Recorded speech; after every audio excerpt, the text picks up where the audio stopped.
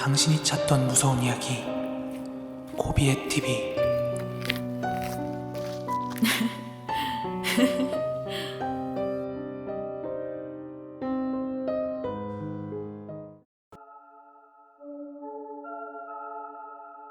때는 수능 준비로 지쳐있던 고3의 어느 여름날이었습니다. 지금 이야기를 듣고 있는 고3 수험생 여러분들이나 아니면 이미 수험생 시절을 겪어보신 분들은 다 공감을 하실 거지만, 그 당시에 저는 공부든 뭐든 뭔가 어디론가 다 그만두고 도피하고 싶은 그런 심정이었어요. 게다가 그때가 여름이었던지라 막 몸이 근질근질하고 어디론가 놀러를 막 가고 싶은 마음이 굴뚝 같았어요. 하지만 수능 시험을 준비하고 있는 고3 학생이 뭔가 멀리까지 피서를 간다는 것 자체가 명분이 제대로 서질 않더라고요. 게다가 당시 고등학생이 돈이 어디 있었겠어요. 설령 피서를 떠난다 해도 뭐 방을 잡을 돈이라든지 피서지에서 먹고 자고 할 그런 충분한 돈이 없었기 때문에 참 피서는 저한테 사치 정도로 여겨지고 있었습니다. 그렇지만 이 여름을 그냥 보낸다는 것 자체가 너무 아깝다는 생각이 계속 드는 거예요. 그렇게 머릿속으로 쥐어 짜내고 짜내서 생각한 게 흉가 체험 한번 해보자, 이런 생각이 들더라고요. 그래서 당시에 굉장히 친했던 단짝 친구 2명이랑 동네 뒷산에 있는 흉가를 놀러 가보기로 합니다. 앞서 이야기한 뒷산은 뭐 어느 동네에나 있을 법한 그런 평범한 뒷산이었어요. 하지만 거기에 있는 흉가 때문인지 그 주변 분위기가 굉장히 음침해서 동네 사람들도 쉬쉬하는 그런 흉가였어요. 그래서 그 동네 살던 사람들은 해가 어둑어둑해지면 그 주변은 굳이 지나다니지 않는 그런 곳이었습니다. 지금 생각하면 왜 그랬나 싶지만 그 당시 억눌려 있던 고3 수험생에게는 흉가 체험조차도 굉장히 좋은 피서다, 이렇게 생각을 했었나 봐요. 그래서 저와 친구들은 그 흉가에서의 1박 2일 피서를 준비하게 됩니다. 저희의 계획은 그 흉가 안에 작은 텐트 같은 걸 하나 쳐놓고 뭐 흉가 체험도 하고 사진도 찍고 뭐 라면도 끓여 먹고 그러고 오자 하는 계획을 세웠어요. 그래서 저랑 친구들은 각자 역할 분담을 해가지고 여러 가지 좀 짐을 챙겼어요. 뭐 버너나 코펠이나 아니면 쌀, 라면 같은 것들을 좀 챙겨가지고 그 흉가로 떠나게 됩니다. 저는 동네에서 오고 가면서 그 흉가의 외관은 본 적이 있었고 그 흉가에 대한 뭐 여러 가지 소문은 들은 적이 있었지만, 막상 직접 가서 그 흉가를 마주하니까 그 흉가가 내뿜는 분위기가요, 제가 생각했던 거 이상으로 굉장히 무서운 거예요. 여름인데도 불구하고 느껴지는 그 산자락의 어떤 한기, 그리고 그 오래 방치된 집의 특유의 냄새, 이런 것들이 저희를 약간 움츠러들게 만들더라고요. 그렇지만 저희들은 칼을 뽑았으면 무라도 썰자, 뭐 이런 심정으로 그 안에다가 텐트를 설치하고 이곳저곳을 둘러보기 시작했어요. 흉가는 저희가 생각했던 것보다 실내 평수가 굉장히 컸어요. 그래가지고 이곳저곳을 랜턴을 들고 돌아다니면서 이렇게 둘러도 보고 막 사진도 찍고 했는데요. 흉가의 분위기라든지 아니면 저희가 사전에 기대했던 것과는 달리 심령현상이나 귀신 같은 건 전혀 나오지 않았어요. 그래서 저희는 긴장이 서서히 풀렸어요. 그렇게 흉가를 둘러볼 만큼 둘러보고 저희는 설치해놨던 텐트로 돌아와서 라면도 끓여 먹고 맥주도 한 잔씩 하고 있었습니다. 그런데 흉가를 처음 들어올 때 너무 과긴장을 했다가 스르르 풀어진 탓인지 서서히 졸려오더라고요. 그래서 친구들이랑 텐트 안에서 뒹굴뒹굴 거리다가 그만 잠에 들었습니다. 그리고 시간이 얼마나 지났을까요? 뭔가 부스럭거리는 소리가 계속 나서 잠에서 깨서 눈을 뜨게 됐습니다. 눈은 떴지만 흉가는 워낙 어두워서 저는 아무것도 볼 수가 없었는데, 그 부스럭거리는 소리는 그 흉가 안에 부엌 쪽 방향에서 나는 소리같이 느껴졌어요. 일반 가정집이었으면 뭐 냉장고 돌아가는 소리라든지 아니면 집 밖에 도시의 미세한 소음 같은 것 때문에 그런 소리가 묻혔을 수도 있는데, 그런데 이 흉가는 산 언저리에 위치하고 있었고 흉가 안에는 아무것도 없었기 때문에 그 부스럭거리는 소리가 조금 더 예민하게 들려왔어요. 그와 동시에 저희 말고는 아무도 없다고 생각했던 그 흉가에서 그렇게 바스락바스락 거리는 소리가 들리니까 내심 겁이 몰려오더라고요. 그래서 저는 옆에서 자고 있는 친구들을 조용히 흔들어서 깨우면서 귓속말로 "조용히 일어나봐, 여기 누구 있는 것 같아" 하고 친구들을 깨웠어요. 그렇게 친구들을 깨우는데요. 일어난 친구들도 그 소리를 듣더니 뭔가 겁을 먹는 것 같았어요. 친구들도. 그렇게 저와 친구들 모두가 일어나고 나서는 뭔가 확인할 수 있을 정도의 용기가 생기더라고요. 그래서 저희는 소리가 나는 부엌 방향으로 랜턴을 들고 천천히 접근을 했어요. 그렇게 저희가 랜턴을 들고 부엌 가까이로 다가가면서 그 바스락거리는 소리도 점점 가까워지더라고요. 하지만 저희가 랜턴으로 부엌을 비췄을 때는 아무것도 보이지 않았어요. 그래서 저는 뭐 부엌에 쥐새끼가 돌아다니나? 이런 생각을 하고 다시 돌아가려고 랜턴을 들고 몸을 돌리는데 부엌의 구석을 비친 랜턴에 너덜너덜한 치맛자락이 보였어요. 아주 찰나의 순간이지만 분명히 봤습니다. 그렇게 떨리는 손으로 랜턴으로 구석지를 다시 한번 비췄더니 저희 눈에 들어온 건 너덜너덜한 하얀 원피스를 입은 여자가 긴 머리카락을 바닥에 늘어뜨린 채 저희가 올 때 가져왔던 그 쌀을 구석지에서 아그작 씹어먹고 있더라고요.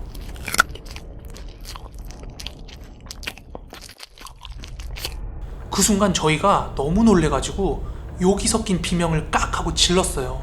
그제서야 그 형체가 저희 쪽을 바라보기 시작하는데 제가 그때 본 걸 그대로 묘사를 하면요. 입이 비정상적으로 벌어져 있었고 코는 완전히 문드러진 모습이었는데 눈은 새하얗게 흰자만 부릅뜨고 저희를 쳐다보고 있더라고요. 정말 그 순간 너무 놀래서 으리고 뭐고 다 팽개치고 흉가 밖으로 미친듯이 뛰어나왔어요. 그리고 친구들도 저를 뒤따라서 뛰어나왔고 저희는 그 안에 있는 짐을 챙겨올 생각도 못한 채로 다 각자 일단 집으로 돌아갔어요. 그리고 그 흉가 체험을 한 뒤에 거의 며칠 동안은 친구들이랑 얘기만 하면 주제가 그 이야기로 흘렀어요. 그렇게 저희는 하루, 이틀, 3일 지나면서 다시 일상으로 돌아왔습니다. 그리고 며칠 뒤에 주말이라서 저는 집에서 제 방에서 공부를 하고 있었거든요. 주말이다 보니까 어머니도 거실에서 시간을 보내고 계셨어요. 저는 한참 집중을 해서 공부를 하고 있는데 갑자기 어머니가 제 방문을 열고 들어와서는 너 공부 안 하고 라디오 듣니? 아, 보면 몰라. 공부하고 있잖아. 어머니께서는 제가 공부를 안 하고 꾀부리고 있는 줄 알았나 봐요. 그렇게 제 책상 주변을 쭉 훑어보더니 벼랑간 나가시더라고요. 그런데 채 5분이 안 돼서 어머니가 갑자기 문을 열고 다시 들어오시더니 이거 라디오 듣고 있었구만 이러면서 들어오시자마자 핀잔을 주는 거예요. 그래서 저는 무슨 라디오냐고, 콘센트도 안 꼽혀 있는데 지금 소리 나냐고 그렇게 어머니한테 되려 따졌어요. 그런데 어머니께서 말씀하시길 제 방에서 계속 여자 중얼거리는 소리랑 웃는 소리가 난다는 거예요. 어머니께서는 제가 몰래 라디오 듣는 줄 알고 거실 TV 소리도 줄이고 가만히 들어보니까 뭔가 맞는 것 같더래요. 여자가 계속 중얼거리고 있고 막 웃음소리도 나고 이러니까요. 그래서 어머니께서는 딴청 피우고 있는 저를 현장 검거하기 위해서 들어온 거라고 하셨어요. 그런데 제 방에 있는 라디오는 애물단지가 된 지 오랜데 게다가 듣지도 않았거든요. 어머니 말이 사실이라면 굉장히 소름 돋는 거잖아요. 며칠 전에 있었던 일도 찜찜해 죽겠는데 말이죠. 그런데 이상한 일은 여기서 그치지 않았어요. 다음날 저녁에 저는 방에서 공부를 하고 있었거든요. 그런데 저녁에 일 마치고 오신 어머니께서 제 방문을 노크하더니 들어와도 되냐고 물어보시는 거예요. 그래서 들어오라고 해서 어머니가 제 방에 들어왔는데 제가 왜 새삼 안 하던 노크를 하냐고 그렇게 여쭸어요. 그랬더니 어머니께서 저보고 너 여자친구 있냐고 이렇게 여쭤보시는 거예요. 그때 어머니께서는 주변을 살피면서 약간 조심스럽게 물어보시더라고요, 저한테. 저는 못소린 것도 억울한데 어머니께서 그렇게 물어보니까 어이가 없어가지고 그건 왜 묻냐고 그렇게 되물었어요. 그런데 어머니께서 말씀하시길 어머니께서 저녁에 일 마치고 집에 돌아오시는 길에 제가 공부를 하고 있으면 제 방 창문에 불이 켜져 있거든요. 그래서 어머니께서 평소처럼 제 방 창문을 이렇게 올려다 봤는데 창문에 누가 봐도 여자인 긴 생머리의 여자가 하나 서 있더랍니다. 저는 분명히 혼자서 공부를 하고 있었어요. 그날은 다른 날보다 어머니가 1시간 정도 일찍 들어오신 날이었어요. 그래서 제가 어머니가 평소에 오는 시간보다 전에 몰래 여자친구를 집에 들인 줄 알고 있었던 거죠. 근데 계속해서 이런 일이 벌어지니까 저도 마음이 안 좋아서 어머니한테 흉가 체험을 갔던 일, 거기서 겪었던 일을 설명을 드렸어요. 그렇게 제 얘기를 들으시더니 어머니께서도 뭔가 아차 싶었는지 이야기를 하시는데요. 최근에 저희 집 초롱이가 제가 학교를 가고 나면 어머니께서 이제 출근하시기 전까지 주로 이제 소파에서 강아지가 휴식을 취하고 있는데, 요즘 들어서는 그 녀석이 제가 학교에 가고 나면 제 방 앞에 납작 엎드려가지고 제 방을 올려다보고는 그렇게 두리번거리더래요. 그래서 어머니께서는 초롱이한테 엉아 학교 갔어 뭐 이런 식으로 말했던 기억이 있었나 봐요. 그렇게 저는 어머니한테 이실직고를 한 후에 그런 이야기도 듣고 고3이 괜한 짓을 했다고 굉장히 많이 혼났어요. 그러시면서 돌아오는 주말에 당장 절에 다녀오자고 그렇게 말씀을 하시더라고요. 제가 고3이 된 이후에 어머니께서는 기도 드리려고 줄곧 다니던 절이 있었어요. 그래서 주말에 어머니랑 저랑 같이 그 절에 가서 부적을 몇 장 받아왔어요. 그렇게 부적을 받아서 집에 돌아오는 동안에도 어머니한테 정말 막 잔소리 세례를 엄청 들었어요. 그렇게 집에 도착을 해서 현관문을 여는데 초롱이가 저희를 마중 나오질 않는 거예요. 원래 평소 같았으면 꼬랑지 흔들면서 굉장히 막 반겼거든요. 그렇게 초롱이가 마중 나오지 않길래 저는 제 방으로 들어갔거든요. 그런데 초롱이가 죽어 있더라고요. 도대체 어떻게 꺼냈는지 모르겠는데 저는 항상 제가 입었던 옷을 장롱에 다시 넣어놓거든요. 그런데 제가 흉가를 갈 때 입었던 그 티셔츠를 머리맡에 두고 초롱이가 죽어 있는 거예요.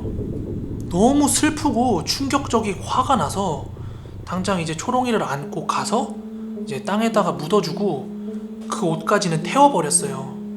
그렇게 저는 집에 돌아와서 어머니랑 집안 곳곳에 부적을 붙였는데요. 정말 초롱이 일은 슬프고 안타깝지만 그 뒤로 더 이상 미스테리한 일은 일어나지 않았습니다. 여러분, 마지막으로 하고 싶은 말이 있는데요. 절대로 흉가 가지 마세요. 제발요. 그래서 오늘 준비한 무서운 이야기는 우리나라에서도 정말 레전드로 손꼽히는 한 괴담을 가져왔는데요. 이 이야기가 진짜 무서운 점은 일반적으로 누군가한테 무서운 이야기를 듣는다든지 인터넷에 실화라고 써져 있는 글을 보면은 무섭긴 한데 그게 진짜라고 믿고 안 믿고는 우리 마음 안에 달려있는 거잖아요. 그런데 지금 드리는 무서운 이야기는 어느 정도 검증이 된 무서운 이야기입니다. 바로 응암동 괴담입니다. 그럼 이야기 바로 시작할게요. 때는 2002년 10월입니다. 은평구에 있는 응암동이라고 있어요. 거기 한 건물이 있었는데 그 건물 지하에는 약 12평 남짓한 세 방이 있었다고 합니다. 그런데 그 지하로 이어지는 계단 옆에는 작은 1평 정도 남짓한 창고가 있었는데요.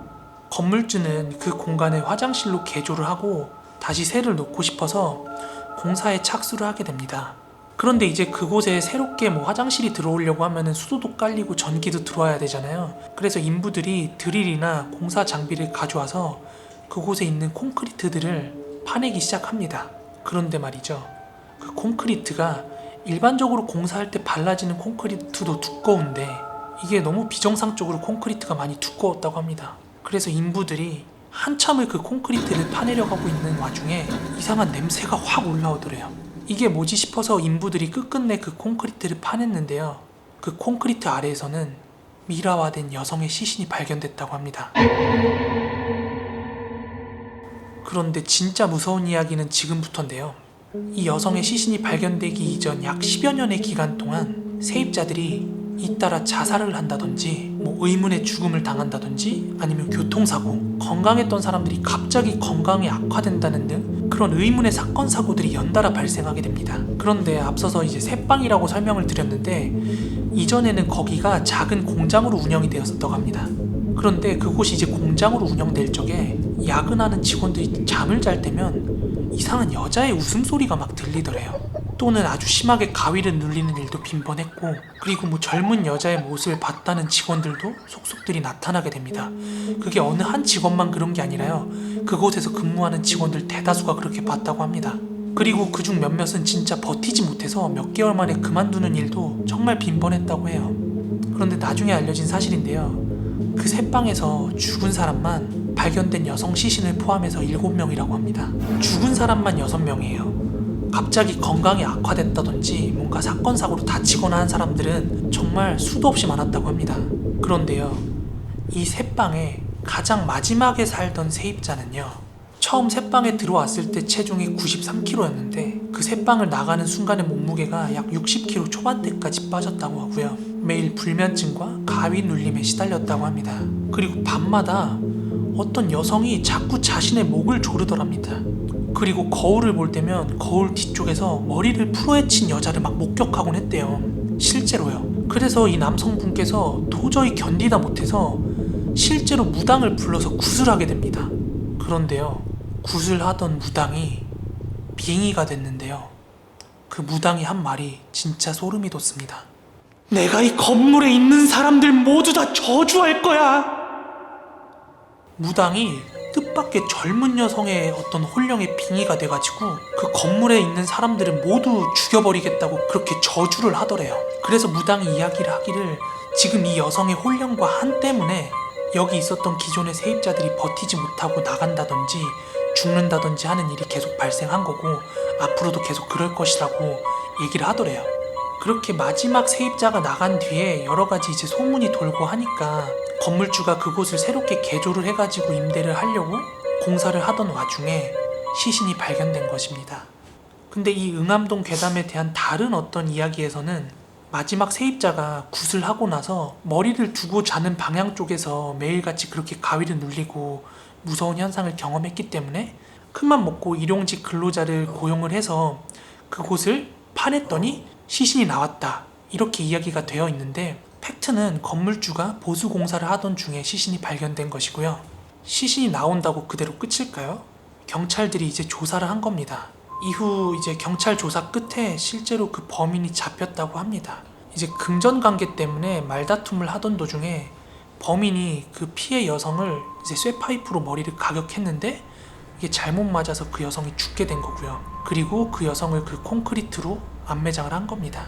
그렇기 때문에 경찰들이 그 새방에 새들었던 사람들이 이렇게 역추적해 나가는 과정에서 실제로 사람들이 그렇게 죽어나갔다는 게 또 밝혀지게 되고요. 실제로 집계된 사망자는 피해 여성을 포함해서 총 7명입니다.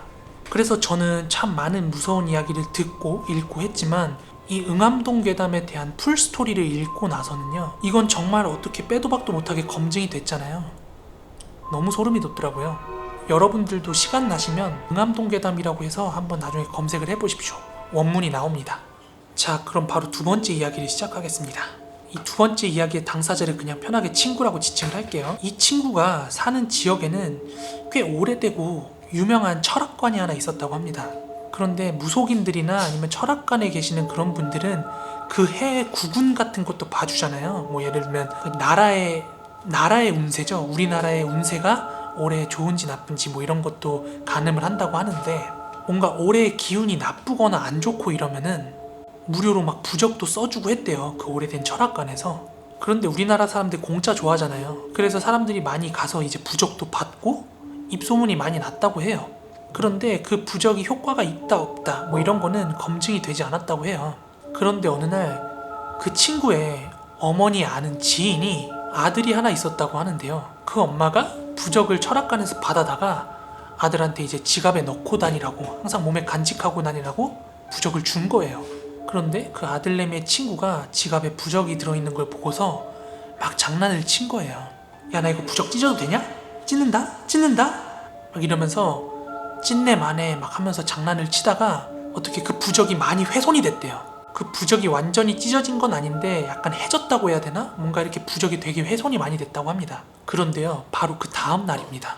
그 부적을 지니고 다니던 엄마 지인의 아들내미, 그 아들내미가 학교 앞에서 자전거를 타고 있었는데요. 아주 거대한 공사장 트럭 있죠. 그 버스만큼 큰 트럭 있잖아요. 그런 트럭이랑 부딪혀서 하반신 마비가 오게 됩니다. 완전히 되돌릴 수 없는 장애를 입은 거죠. 그 이야기를 듣고 그 친구가 너무 소름이 돋아가지고 그 철학관에서 주는 부적 절대 받아오지 말라고 여기저기 신신당부를 하고 다녔다고 합니다. 네, 두 번째 이야기는 좀 짧지만 여기까지입니다. 한 여성분께서 이제 서울 내에서 자취를 하기 위해서 원룸을 알아보고 계셨는데요. 서울이다 보니까 이제 지상층은 굉장히 좁은데 비싸고, 한참 동안 이제 본인의 경제력을 스스로 고민한 결과 리모델링을 끝마친 한 건물에 반지하로 입주를 하게 됩니다. 그 여성분이 입주한 건물의 구조를 잠깐 설명을 드리면요. 건물로 들어가는 정면 입구를 기준으로 좌측에는 주차장이 있고 우측으로는 에어컨 실외기라든지 이제 쓰레기 같은 거 버리는 그런 담장이 존재했다고 합니다. 집이 반지하이긴 했는데 건물 정면이랑 우측으로 창문이 2개나 뚫려 있기도 했고 건물 내부와 외부에 모두 CCTV가 이렇게 설치가 되어 있어서 그 여성분께서는 여자 혼자 살기에도 나쁘지 않겠구나 하고 입주를 결정하신 건데요. 보통 원룸에 입주를 하거나 혼자 살기 시작하면 다들 자기 방 되게 이쁘게 꾸미고 싶어 하잖아요. 그래서 이 여성분께서도 반지하라는 느낌을 지우기 위해서 이케아 같은 가구점에서 이쁜 가구도 사다가 이렇게 배치를 하고 집 안을 셀프 인테리어 한다는 기분으로 굉장히 이쁘게 집을 잘 꾸몄다고 합니다. 그런데 이 여성분이 입주를 하고 나서 얼마 되지 않아서 이상한 일들을 겪기 시작하는데요. 우선 화장대에 세워놨던 화장품 같은 것들이 저절로 쓰러져 있다든지 분명히 가지런하게 정리해놨던 이부자리가 흐트러져 있다든지 꼭 출근했다가 퇴근하고 돌아오거나 아니면은 이제 집을 장시간 동안 비웠다가 돌아왔을 때는 그렇게 집안 어딘가에 뭔가가 조금씩 이렇게 흐트러져 있는 게 보였대요. 그런데 아주 처음에는 이 여성분도 그렇게 민감하게 생각하거나 민감하게 반응은 하지 않았다고 해요. 그렇잖아요. 사실 뭐 화장품 같은 거 한두 개 쓰러져 있다고 해도 뭐 화장대가 흔들렸었나? 뭐 요 정도로 생각하지 누가 인위적으로 쓰러뜨려 놨다고 바로 그렇게 생각을 하진 않잖아요. 그런데 이 여성분께서 집에서 나가기 전에 완벽하게 집안을 청소해놓고 나갔다 들어온 다음 날도 그렇게 화장품이나 물건 같은 게 쓰러져 있다든지 이불이 흐트러져 있는 걸 보고 아 이게 뭔가 좀 이상하구나 하고 인지를 한 거죠. 그런데 또 막상 분실되거나 없어지거나 하는 물건은 하나도 없었다고 합니다. 그런데 어느 하루였습니다. 평소에는 화장품이 뭐 한두 개 정도 쓰러져 있는 정도나 아니면은 이불이 좀 흐트러져 있는 정도 약간 신경이 쓰이는 정도였는데 그날은 화장대 위에 있는 화장품들이 다 쓰러져 있고 이불도 굉장히 많이 흐트러져 있었다고 해요. 그런데 서울 한복판에서 지진이 났을 리는 없으니까 그래가지고 이 여성분은 내 방에 누군가 들어왔었구나 라고 생각을 한 거예요. 불안해가지고 이제 건물주분께 전화를 해가지고 자초지종을 설명하고 CCTV를 같이 확인을 하자고 했대요. 건물주분께서 흔쾌히 허락을 해주셔가지고 같이 CCTV를 열람했다고 합니다. 그런데 자기가 나갔다가 들어오는 그 시간 동안 아무도 본인 집에 들어오고 나간 흔적이 없는 거예요. 찍힌 게 아무것도 없었던 겁니다. 아마 이쯤에서 뭐 침대 밑에 노숙자가 살고 있던 얘기 뭐 이런 거 상상하시는 분들도 있을 텐데요. 아쉽게도 그런 얘기는 아니고요. 계속 마저 이야기를 하자면 하루는 이 여성분께서 그 찝찝한 기분을 도저히 지울 수가 없었다고 합니다.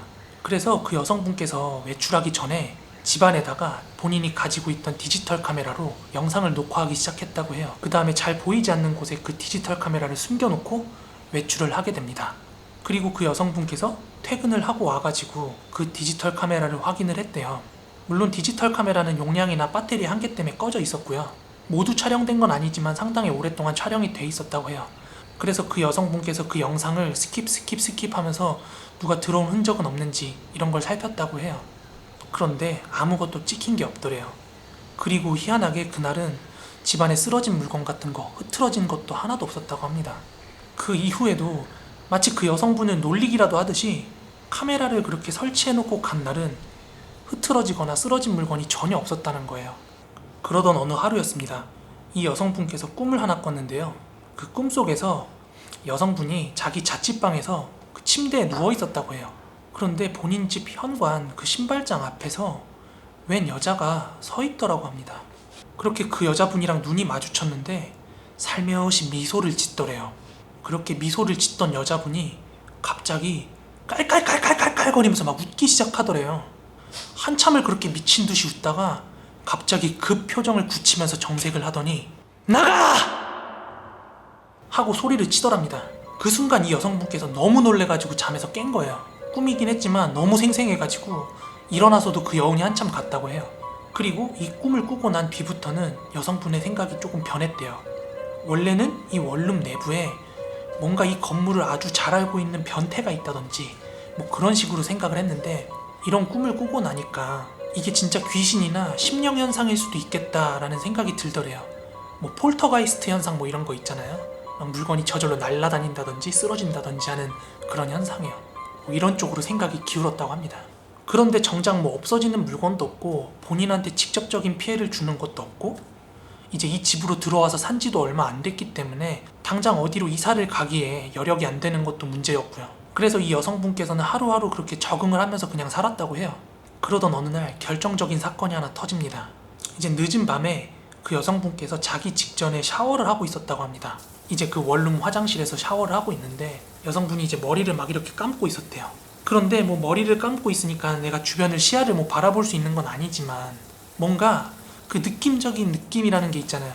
누군가가 나를 쳐다보고 있다는 느낌이 굉장히 싸늘하게 들면서 등골에 소름이 돋더래요. 그냥 이유가 없이. 그런 기분을 느끼면서 이제 머리를 마저 다 감고 이제 샴푸기를 제거하면서 여성분들이 이렇게 머리를 이렇게 넘기잖아요. 그렇게 여성분께서 머리를 넘기면서 이렇게 고개를 들었는데 그렇게 고개를 들면서 의도치 않게 시선이 화장실 창문 쪽으로 꽂혔는데요. 글쎄 화장실 창문 밖에서 웬 사람이 얼굴을 창문에 바짝 대고 그 여성분을 쳐다보고 있더랍니다. 물론 화장실에 설치되는 그런 창문은 반투명 창문이라서 안을 들여다볼 순 없는데 바깥의 가로등 불빛이랑 이렇게 그림자 때문에 이게 분명히 사람 얼굴이라는 걸 인지를 할 수가 있었대요. 그래서 그 순간 놀라가지고 그 여성이 비명을 확 지르는데 그 얼굴이 확 사라지더랍니다. 그 놀란 여성분께서는 이제 방으로 나와가지고 물기만 대충 닦고 경찰서에 연락을 한 거예요. 그리고 건물주한테까지 전화를 했다고 합니다. 그 여성분은 놀라고 진정도 안 되고 화도 나는 상황이었지만 한편으로는 좀 개운한 느낌이 동시에 좀 들었다고 합니다. 왜냐하면 지금까지 뭔가 자기를 괴롭히던 게 심령 같은 게 아니라 뭔가 변태 새끼의 소행이라는 생각이 확 들고 나니까 개운하더래요. 이제 CCTV를 보고 그 새끼를 잡으면 되는 거니까. 그래서 경찰이랑 집주인분이랑 그렇게 대동을 해가지고 같이 CCTV를 열람을 했다고 합니다. 그런데요, CCTV 아무것도 잡힌 게 없답니다. 이 여성분은 한밤중에 미친년이 된 기분이었고 동시에 너무나 소름이 돋았대요. 당연한 게 본인이 직접 두 눈으로 본 게 있는데 그 화장실 창문 쪽으로 해가지고 마당을 비추고 있는 CCTV가 분명히 있는데 아무것도 찍힌 게 없으니까요. 그러니까 이 여성분의 머릿속에는 변태 새끼의 소행이 아니라 확실히 이거는 귀신의 소행이다 라는 생각이 들어서 이제 그 현장이 다 정리되고 나서 그 여성분은 찜질방에 가서 잠을 잤고요. 이 사건 이후에 도저히 그 원룸에 살 수가 없어서 집주인한테 이야기를 한 뒤에 다음 세입자를 구하겠다고 했대요. 그래서 원룸 승계를 위해서 인터넷에 글도 올리고 복덕방에도 방을 내놨다고 합니다. 그런데 다행히도 원룸 자체가 리모델링을 한 건물이기도 하고요. 이 여성분께서 평소에 집을 이쁘게 꾸며놓고 살다 보니까 집 보러 오는 사람들도 이제 반지하 같은 느낌을 받지 않고 굉장히 이쁜 방이구나 라고 생각을 한 거예요. 그래서 집을 보러 온 한 여성분께서 바로 이사를 오고 싶다고 해가지고 다행히도 빠르게 다음 세입자를 구하게 됩니다. 그래서 이 여성분께서는 보증금 같은 거 돌려받고 이제 도망치듯이 그 집을 나왔다고 해요. 그리고 나서 한동안은 이제 부모님 집에서 생활을 하게 됩니다. 근데 자취해서 혼자 생활하는 것도 좋지만 막상 이제 반값 나갈 일도 없고 부모님이 알아서 밥도 챙겨주시고 하니까 너무 좋았다고 합니다. 그렇게 평범한 일상을 누리고 있었다고 해요. 그런데요, 그렇게 한 달 정도 지났나? 모르는 번호로 전화가 오더래요. 처음에는 모르는 번호라서 이걸 받을까 말까 하다가 전화를 받았다고 합니다. 전화를 받았는데 다름 아니라 그 원룸에 새로 들어왔던 세입자분이었대요. 네, 여보세요? 네, 땡땡빌라 105 승계받은 사람인데요. 아, 네, 안녕하세요. 혹시 무슨 일로 전화 주셨어요? 다름 아니라 제가 여쭤볼 게 하나 있거든요. 네? 어떤 거요? 혹시요, 이 집에 대해서 뭐 아시는 거 없으세요? 네? 그게 무슨 소리예요? 아니요, 여기 사실 적에 무슨 일 없으셨냐고요. 누가 죽거나 다치거나 그랬어요? 이 여성분께서는 이사를 갈 때 그 세입자 여성분한테 갑작스럽게 이제 근무지가 이동하는 바람에 이사를 가야 될 일이 생겼다고 이렇게 얘기를 했는데 그 세입자 여성분께서는 전화기를 붙들고 한참 동안 하소연을 하더랍니다. 자기가 겪은 일에 대해서요. 이 여성분께서는 무슨 사연인지 다 알고 있었지만 차마 그런 일 때문에 나온 거라고 말을 할 수가 없더래요. 그리고 나서 그 세입자분께서는 완전히 기운이 빠진 채로 네, 알겠습니다 하고 전화를 끊는데 그 세입자의 한숨 때문에 너무나도 미안했다고 합니다. 이제 이야기는 10여 년 전으로 거슬러 올라갑니다. 그 지인 형의 고등학교 동창 이야기인데 그 동창 형을 A라고 지칭을 하겠습니다. 그 A라는 친구가 이제 고등학교를 졸업하고 지방에 있는 대학교를 입학을 하게 됐어요. 그런데 이제 대학교를 입학해서 막 본격적으로 대학 생활을 시작하기도 전이고 뭐 기숙사 같은 데서 갇혀 살고 뭐 이런 거는 원하는 스타일은 아니라서 이제 자취방을 구해가지고 지방으로 내려갔다고 해요. 그런데 그 A형이 인싸력이 약간 요즘 말로 인싸력이 있는 형이라서 입학을 한 후에는 정말 많은 친구들이 잘 사귀었다고 해요. 이제 1학년을 마치고 그 형이 바로 군대를 갔고요. 그리고 이제 군대를 제대하고 나서 그 형이 이제 복학을 해야 되는데 또 복학을 하려면은 지방이다 보니까 다시 또 방을 구해야 되잖아요. 기숙사를 들어가던가. 그래서 이제 그 당시에 같이 복학을 해야 되는 이제 군대 제대한 친구들이랑 이렇게 연락을 하다 보니까 한 친구가 이제 룸메를 구하고 있다라는 사실을 알게 된 거예요. 보통 다 1학년 마치고 군대를 가니까 1학년 때는 다들 이제 자취방 같은 거 얻어서 살다가 이제 군대를 다녀오고 복학한 뒤에는 2학년부터 4학년 때까지 보통 웬만하면 다 쭉 다니잖아요. 그러다 보니까 A형의 이제 동기 중 한 명이 이제 부모님이 좀 잘 사셨나 봐요. 그래서 지방에 있는 그 지역에 있는 약간 오래된 복도식 아파트를 전세로 하나 구해줬다고 합니다. 뭐 아무래도 서울만큼 집값이 그렇게 비싼 것도 아니었고 뭐 전세니까. 그래서 이제 그 친구는 전세 아파트고 집도 크기가 널널하고 이제 소정의 비용만 받고 같이 살 룸메이트를 구하기 시작한 거예요. 그런데 이제 A형은 친한 친구가 이제 룸메이트를 구하는 거기도 하고 이제 그 친구 아파트에 들어가서 살면은 뭐 공간도 여유가 있겠다, 뭐 덜 심심하겠다, 뭐 자취방에 생똥 꼬라박는 거에 비해서 좀 훨씬 더 비용도 절약할 수 있겠다. 그래서 이제 그 친구랑 룸메이트가 돼서 대학 생활을 시작하게 됩니다. 뭐 자취를 해보시거나 아니면 룸메랑 같이 생활을 해보신 분들은 아시겠지만 뭐 금요일 저녁이나 주말에 뭐 치킨이나 피자 같은 거 아니면 소주 맥주 같은 거 해가지고 술 자주 먹잖아요. 이제 그 A, B 그 두 친구도 크게 다르지가 않았어요. 이제 하루는 이제 그 A, B 두 친구가 주말에 이제 치킨을 시켜가지고 소주랑 같이 이제 곁들여가지고 알딸딸하게 취해가고 있을 때쯤이었어요. 그렇게 둘이 서로 살짝 알딸딸해져 갈 때쯤에 야 바람 쐬면서 담배나 한 대 태우자 하면서 이제 복도식 아파트니까 문 열고 바로 앞에 현관 앞에 있는 복도로 나간 거예요. 이제 둘이서 복도 난간에 이제 팔을 개고서 담배를 피고 있었대요. 그런데 남자분들 그럴 때 있잖아요. 술 먹으면서 실컷 얘기 많이 해도 담배 피러 나가면 또 다른 할 얘기가 막 생기는 거. 그래서 담배를 피우면서 막 얘기를 하는데 얘기가 길어져가지고 담배 한 대를 다 태우고 이제 두 대째를 태우기 시작할 때쯤이었다고 해요. 그런데 그 집주인 친구 B가 담배를 피우다 말고 아파트 저층 한 2, 3층 쪽을 가르치면서 야, 저 여자는 무슨 프란체스카도 아니고 옷을 저렇게 입고 다니냐?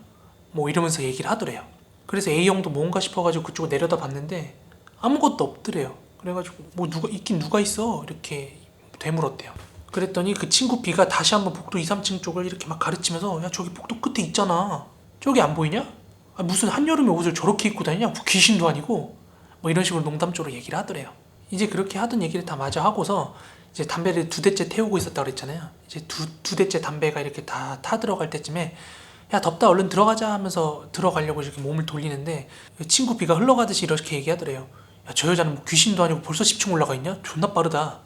뭐 이런 식으로 얘기하더래요. 근데 친구 A형은 뭐 보여야 대꾸를 해주는데 그때까지도 뭐 보이는 게 없었다고 합니다.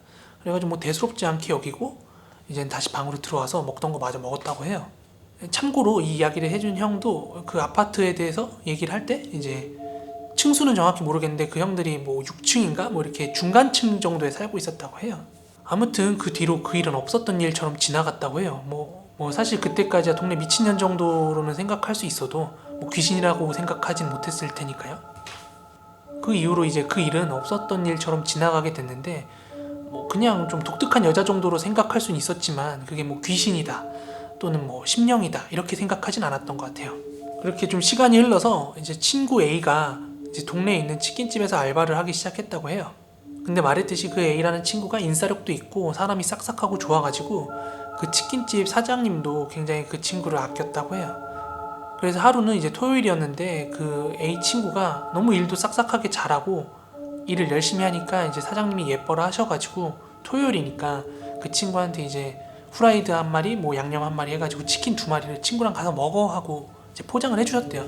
그래서 친구 A는 이게 웬 떡이냐 하고서 친구 B한테 전화를 했대요.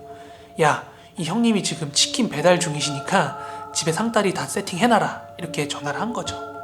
그래서 친구 A가 이제 사장님이 포장해주신 치킨을 이렇게 들고 집으로 돌아오고 있었는데 이제 아파트를 정면으로 두고 이제 현관 방향으로 걸어오고 있는데 이 친구가 바라보고 있는 이제 정면 시야 말고 이제 주변 시야로 뭔가 인기척 같은 게 느껴지더래요.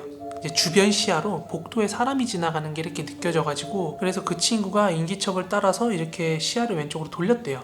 그런데 이 친구가 이제 걸어가면서 이제 고개를 왼쪽으로 돌려서 봤겠죠? 근데 그 자리에 웬 여자가 온통 까만 옷을 입은 채로 복도에 덩그러니 서 있더래요. 그래서 그 순간 그 친구는 예전에 B 친구가 얘기했던 그 프란체스카 같다는 그 여자가 이제 생각이 난 거예요. 아, 저 여자구나. 그런데 늦은 밤에 그 형체를 어떻게 봤냐 이렇게 의문을 품을 수도 있는데 그 아파트가 오래된 복도식 아파트다 보니까 자동 센서 등이 아니었대요. 그래서 늦은 밤에는 이제 복도 중간중간에 불 몇 개만 켜놓는 상태라서 불 아래로 누가 지나가거나 그 불 주변으로 누가 서 있으면 그 기척이 좀 느껴진대요. 아무튼 그 여자를 보고 이렇게 현관을 들어오는데 좀 섬뜩하기도 하고 좀 의아스럽기도 했대요. 이렇게 날씨가 더운데 옷을 저렇게 입고 있으니까 아무래도 조금 더 섬뜩했겠죠. 그렇게 A형이 이제 아파트에 들어와서 엘리베이터를 타고 자기가 사는 층에 도착해서 집 앞에 도착을 했대요.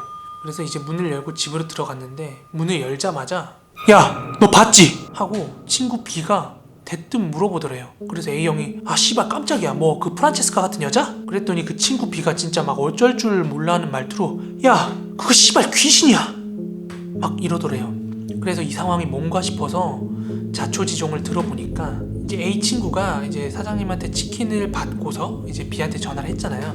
이제 치킨 배달 중이니까 상다리 차려놔. 그래서 이제 친구 B가 상다리 같은 거 거실에다 펴놓고 이제 거기다 소주 맥주 같은 걸 세팅을 한 거예요. 그리고 나서 이제 평소에 친구 A가 알바가 끝나고 들어오는 시간이 이제 규칙적이니까 이 친구가 대충 언제쯤 들어오겠지 싶어가지고 그 시간 맞춰가지고 이제 담배나 한 대 태우려고 이제 복도로 나갔다고 해요. 그렇게 담배를 한 대 태우면서 이제 복도에서 아파트 아래를 내려다봤겠죠?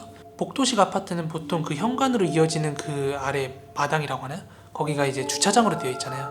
그래서 친구 A가 이렇게 멀리서 걸어오는 걸 보고 있었대요. 친구 B가. 근데 친구 A가 혹여나 이제 고개를 들어가지고 올려다보면 아는 척이나 하려고 하고 있었는데 그런데 친구 B가 이렇게 친구 A를 내려다보고 있을 때 마침 그 친구 A가 그 검은 옷 입은 형체를 발견한 거예요. 그래서 이제 고개를 왼쪽으로 돌렸던 거고 친구 B도 A를 내려다보고 있었는데 친구 A가 걸어오다 말고 이제 고개를 돌려가지고 저쪽 복도를 보고 있으니까 친구 B도 그쪽에 뭐가 있나 확인을 하고 싶었겠죠?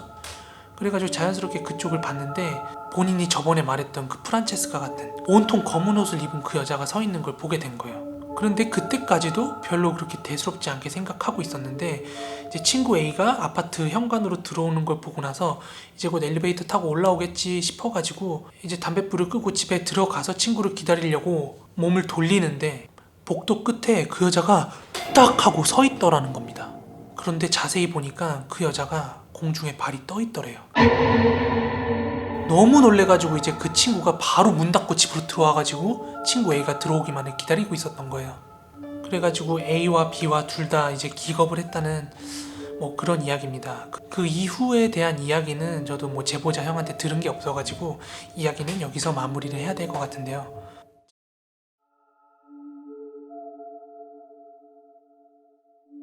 때는 제가 이제 막 대학생이 되었던 해에 겪었던 일입니다.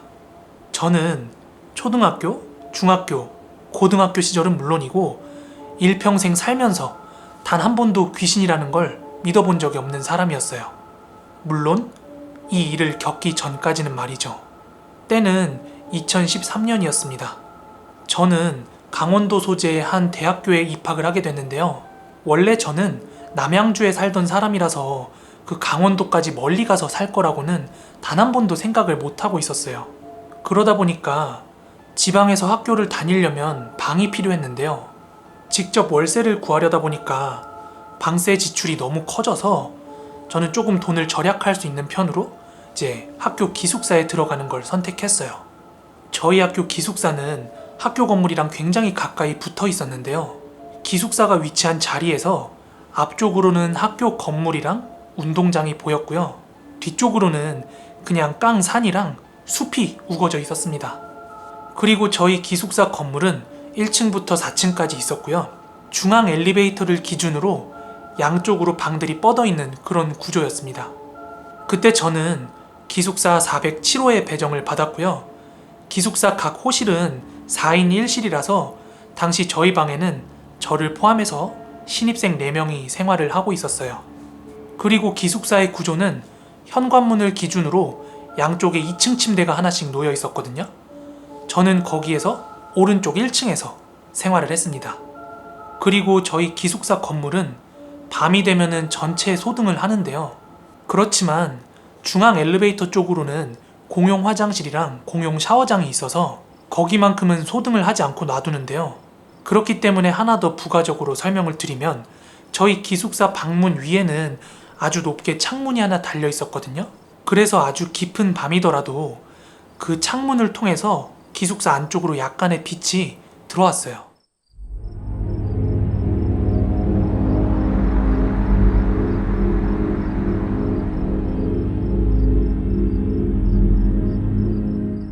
아무튼 저는 고향에서 멀리 떨어져 와서 연고도 없는 곳에서 첫 생활을 하는 거라서 힘들진 않을까? 외롭진 않을까? 이런 걱정을 했는데요. 다행히도 기숙사 같은 방 친구들이랑도 너무 잘 어울렸고 학교 동기며 학교 생활들도 너무나 즐거웠습니다. 그렇게 즐거운 대학 생활을 보내고 있던 중 사건은 어느 초여름에 터지게 됩니다. 저랑 같은 방을 쓰고 있는 친구 3명 중 한 놈이 고향이 주문진인 녀석이 있었거든요. 그 녀석 자리는 저랑 맞은편 2층 침대 자리였어요. 같은 방 친구들 중에서도 유독 그 친구랑 친해서 밤늦게까지 수다를 떨다가 잠자리에 들게 되었습니다. 그렇게 잠을 자다가 한 새벽 3시쯤이었던 것 같아요. 잠결에 저희 기숙사 문 밖, 그러니까 기숙사 복도죠. 그 복도 밖에서 방울소리 같은 게 들려오는 거예요. 그 방울소리는 딸랑딸랑하는 그런 귀여운 방울소리가 아니라 흡사, 그 무당들이 굿할 때 흔드는 방울 있잖아요. 그런 소리 같았어요.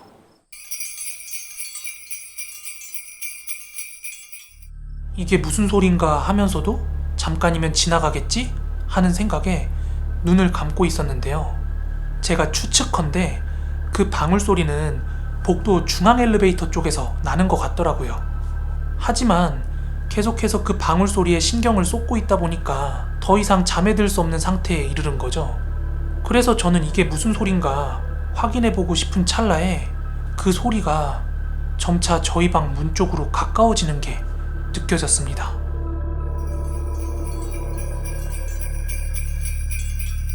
그렇게 완전히 잠에서 깨버린 저는 무의식적으로 기숙사 방을 한번 훑었어요. 그런데 건너편 침대 2층에 있다는 그 주문진 친구 있죠. 얘도 밖에서 나는 그 소리를 의식하고 잠에서 깼나봐요. 그 친구랑 저는 말없이 서로 두 눈을 마주치고 있었습니다. 그렇게 그 친구랑 눈을 마주친 상태에서 숨을 죽이고 그 소리에 집중하고 있었는데 어느덧 그 소리가 저희 방 문 앞으로 성큼 다가온 거예요.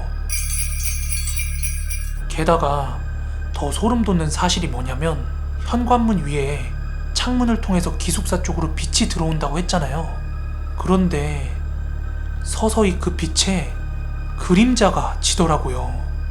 그와 동시에 제 시선은 홀린 듯이 그 창문 쪽을 향했는데요.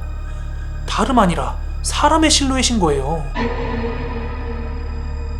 하지만 말이 안 되는 게 어떻게 사람의 실루엣이 저 창문에 비칠 수가 있지? 싶은 거예요.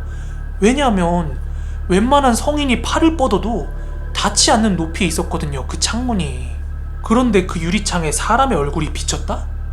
그거는 최홍만이 와도 안 돼요.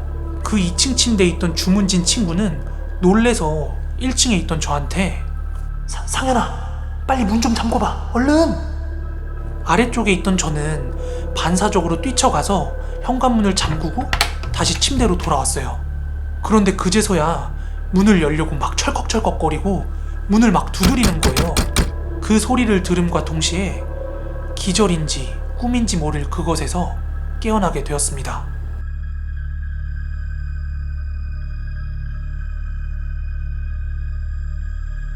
눈을 떠보니까 날은 이미 화창하게 밝아 있었습니다. 그런데 그게 꿈인지 현실인지 의아할 정도로 너무나도 생생했거든요.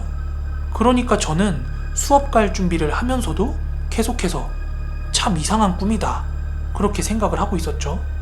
그런데 때마침 비몽사몽 등교 준비를 하던 그 주문진 친구가 상현아, 나 어제 자각몽 꿨나봐. 이게 꿈인지 현실인지 구분이 안 된다, 야.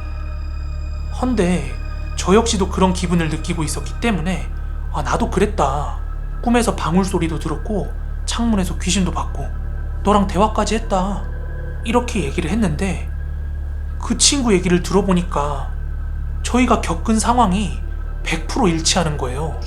그래서 저희 둘은 지금까지도 모르겠는 게 정말로 저희가 같은 상황을 겪다가 동시에 기절을 한 건지 아니면 정말 우연찮게 같은 꿈을 꾼 건지 말이죠.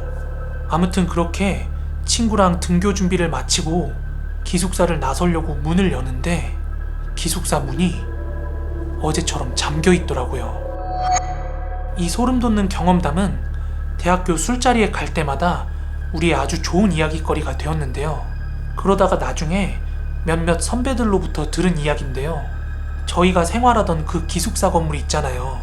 그 건물이 산 밑에 있다고 했는데 그 건물이 지어질 때 그 평지에 있던 무연고 묘들을 다 밀어버렸다고 하더라고요.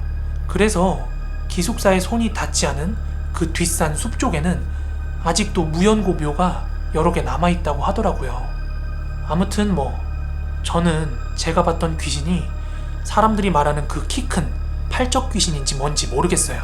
하지만 하나 확실한 건 제가 이 사건을 겪은 이후에 평생 믿지 않고 살았던 그 영적인 존재들에 대해서 부정은 못하겠더라고요.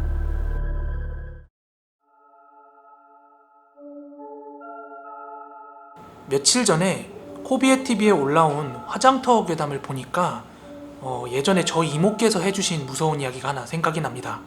실제로 저희 이모께서 겪은 실화입니다. 이모부의 묘지는 경기도에 있는 벽제에 자리 잡고 있었습니다. 매해마다 4월 한시기에 성묘를 가다 보니까 사람이 너무 많고 교통이 혼잡해서 그 해에는 이모와 딸이 교통 혼잡이 없고 사람들이 없는 평일에 가자고 계획을 했다고 합니다. 때는 1978년 4월, 한식날이 훨씬 지난 4월 10일 어느 평일이었다고 합니다. 그 당시 구시대는 무덤가 묘지라고 하면 달랑 산 하나였고 지금 현대시대와 같은 멋진 조경이라든지 자동차가 달릴 수 있는 아스팔트 이런 게 아니라 완전한 시골길이었어요. 무덤가 산 아래는 논두렁, 밭두렁밖에 없었고요. 묘지를 찾아서 산속으로 올라가는 길도 그저 가파른 흙계단이었다고 합니다. 요즘의 무덤가는 주차장도 잘 되어 있고 조경도 잘 해놔서 무섭다기보다는 평화로운 어떤 추억을 회상할 수 있는 그런 장소로 많이 거듭났잖아요. 하지만 옛날의 무덤가라고 하면 평일날에는 사람들이 잘 오가지도 않고 굉장히 을씨년스럽고 보잘것없는 그런 으시시한 곳이라는 인식이 있었죠. 아무튼 이모와 사촌 누나는 둘이서 평일에 이모부의 산소를 찾아가게 됩니다. 그때는 교통 혼잡도 없고 사람도 많이 없어가지고 굉장히 가기 수월했다고 합니다. 가파른 산을 한참 올라갈 때도 사람은 보이지 않았고 새소리는 아주 청아하게 들렸고 공기도 아주 맑았다고 합니다. 그래서 두 모녀가 차라리 평일에 오길 잘했다 이런 생각을 하고 있었대요. 이모부의 묘소가 있는 산꼭대기에 도착을 했을 때는 낮 12시가 지난 시간이었고요. 해가 쨍쨍하게 떠서 하늘도 파랗고 공기도 시원했다고 합니다. 두 모녀는 가져온 음식을 풀고 성묘도 하고 풀도 떼어내고 이런저런 얘기를 하다 보니까 어느덧 오후 3시가 다 되었다고 합니다. 그래서 시간도 많이 흘렀고 해가 지기 전에 내려가야 되니까 짐을 챙겨서 산 밑으로 내려오고 있었는데요. 굽이굽이 돌아가는 가파른 무덤가 산속인데 누군가 뒤에서 자꾸 어깨를 툭툭 치기도 하고 쓰다듬기도 하고 머리카락과 옷자락을 자꾸 잡아당기더래요. 게다가 걷는 중간중간 한 번씩 무언가가 발목을 붙잡고 못 걷게 방해를 하듯이 자꾸 그런 느낌이 들더래요. 그런데 내려다보면 아무것도 없고 주변엔 묘지들도 많겠다. 보이지 않는 무언가가 자꾸 날 건들겠다. 겁이 난 이모께서는 뒤를 돌아볼 수조차 없었다고 합니다. 게다가 옆에서 같이 걷고 있는 딸내미는 이제 갓 20살이 넘은 딸내미인데 무서운 티를 낼 수도 없었다고 해요. 다 왔어. 조금만 가면 돼. 조금만. 이모는 그렇게 공포심과 무서움을 참고 또 참으면서 산을 내려왔다고 해요. 그렇게 땀을 뻘뻘 흘리면서 공포에 질려서 산 밑에 도달했을 때는 평지에 논밭두렁 저 멀리에 판잣집처럼 지어진 한 구멍가게가 보이더래요. 그 구멍가게는 노부부가 운영을 하는 가게였는데 성묘 오는 사람들 상대로 향이나 초 또는 성냥 같은 걸 팔았고 음료수나 하드 같은 잘 자란 그런 물건들을 팔고 있었대요. 아무튼 그렇게 사람 하나 없는 산속 묘지에서 내려와서 그렇게 사람을 마주치니까 그렇게 반가울 수가 없었대요. 그런데 그때 옆에 있던 사촌 누나가 그 구멍가게 앞에 있는 파라솔 쪽으로 후다닥 뛰어가더니 엄마, 나 목마르니까 사이다나 한 병 먹고 가자, 응? 그때는 사이다가 지금처럼 캔으로 나오지 않고 유리병으로만 나왔어요. 그래서 그 할머니께서 유리병 사이다를 오프너로 따서는 사촌 누나한테 줬대요. 그리고 나서 그 사촌 누나는 굉장히 급하게 그 사이다를 벌컥벌컥 마셨대요. 그렇게 한껏 사이다를 들이키고 나서 숨을 헐떡이면서 하는 말이 엄마가 무서워할까봐 말 안 하고 있었는데 아까 산에서 내려오는데 자꾸 누가 뒤에서 날 잡아당기고 때리는 거야. 그런데 주변에 아무것도 없었잖아. 아 진짜 무서워 죽는 줄 알았어. 어머, 너도 느꼈니? 세상에 별일이 다 있다 야. 엄마도 느꼈잖아 그거.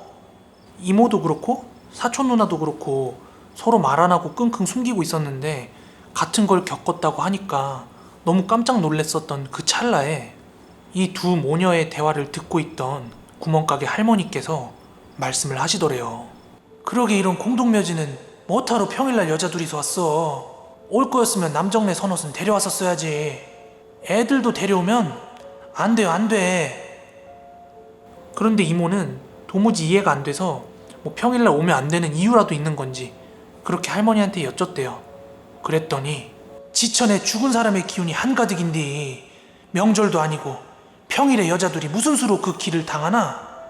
이렇게 할머니가 하시는 말씀을 들으면서 아 일리가 있구나 하면서 고개를 끄덕이고 있는데 그 말이 끝나기 무섭게 할머니가 하신 말씀이 있는데 이게 굉장히 소름이 돋았다고 합니다. 지금 잡기가 집에 못 가게 붙잡고 있는데 멀쩡히 집에 가겄어? 소금이라도 뿌리고 가!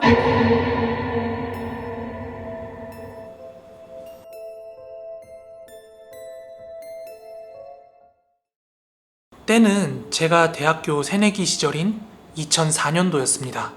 저는 충남 아산에 있는 S대학교에 입학을 하게 되었습니다. 대학교 입학 후에는 부천에서부터 통학을 하면서 강의를 들으러 다녔습니다. 그리고 저랑 같은 고등학교를 나온 동창 몇 명이 저랑 같은 대학교에 입학을 하게 됐어요. 그러니까 학기 초부터 강의가 끝나면 대학교 후문에 가가지고 우르르 술집에 가서는 뭐 한 잔 마시고 같이 통학버스 막차를 타면서 이렇게 즐겁게 대학 생활을 즐기고 있었습니다. 그렇게 즐거운 대학 생활을 이어나가던 중 4월쯤이었어요. 그 친구들끼리 날 잡아서 부천에 모여서 한잔 하기로 했습니다. 그리고 저희는 다른 대학교로 입학한 뿔뿔이 흩어진 고등학교 동창들한테도 연락을 돌려서 이렇게 날짜랑 장소를 정하고 있었습니다. 주말에 만났으면 참 좋았을 텐데 그때가 대학교 신입생들의 학기 초잖아요. 그러니까 뿔뿔이 흩어진 친구들도 각자 주말에 약속이 많았기 때문에 주말은 물 건너갔고 월요일날 만나기로 합니다. 그렇게 월요일날 부천 어디에서 보자 약속이 정해지고 친구들한테 다 소식이 전파가 되었는데요. 약속을 정한 바로 다음날 다른 학교에 재학 중인 친구 A에게서 전화가 왔습니다. 야, 우리 약속 날짜를 바꾸거나 장소를 딴 데로 옮기면 안 될까? 이렇게 얘기를 하더라고요. 그 친구 A는 고등학교 때부터 굉장히 촉이 좋거나 아니면 예지몽 같은 걸 꾸는 친구라고 주변에서 그 친구 말을 들어야 손해를 안 본다. 이런 인식이 좀 있었어요. 그래서 그냥 그 친구가 그렇게 하자니까 이유를 굳이 캐묻진 않았고 애들이랑 같이 장소를 다시 조율을 해서 약속 장소를 바꿨습니다. 그렇게 친구들이 다 같이 만나기로 한 월요일이 되었는데요. 저녁 8시쯤에 바뀐 약속 장소였던 부천역에서 하나둘 친구들이 모이기 시작했습니다. 고등학교를 졸업하고 동창들끼리 이렇게 한 번에 다 모인 건 처음이라서 유독 더 반가웠고 뭐 대학생활 얘기나 고등학교 때 추억팔이를 하면서 한 잔, 두 잔 담소를 나누고 있었습니다. 그렇게 기분 좋게 한 잔, 두 잔 술잔을 들이키다 보니까 어느새 2시간 정도가 흘렀고 저희는 술집에서 나와서 다 같이 당구장으로 이동을 했습니다. 그렇게 당구장에 도착한 저와 친구들은 팀을 짜가지고 내기당구를 시작했습니다. 그렇게 본격적인 게임을 시작한 지 얼마 안 됐을 쯤이었어요. 당구장 한편에 놓여있던 TV에서 뉴스 속보가 나오더라고요. 저랑 친구들은 그렇게 TV에 관심을 두고 있진 않았는데 주변에 있던 아저씨랑 당구장 주인 아저씨가 TV를 보면서 어허 막 이런 식으로 추임새를 넣는 거예요. 그래서 저희도 자연스럽게 그 뉴스 속보에 귀를 기울이게 됐는데요. 속보의 내용은 부천 LG백화점에 보수공사를 위해 설치해놨던 외부 철골 구조물들이 내려앉았다는 뉴스 속보였습니다. 그리고 그 근처를 지나고 있던 사람들 중에 사상자도 굉장히 많이 나왔다는 그런 뉴스 속보였어요.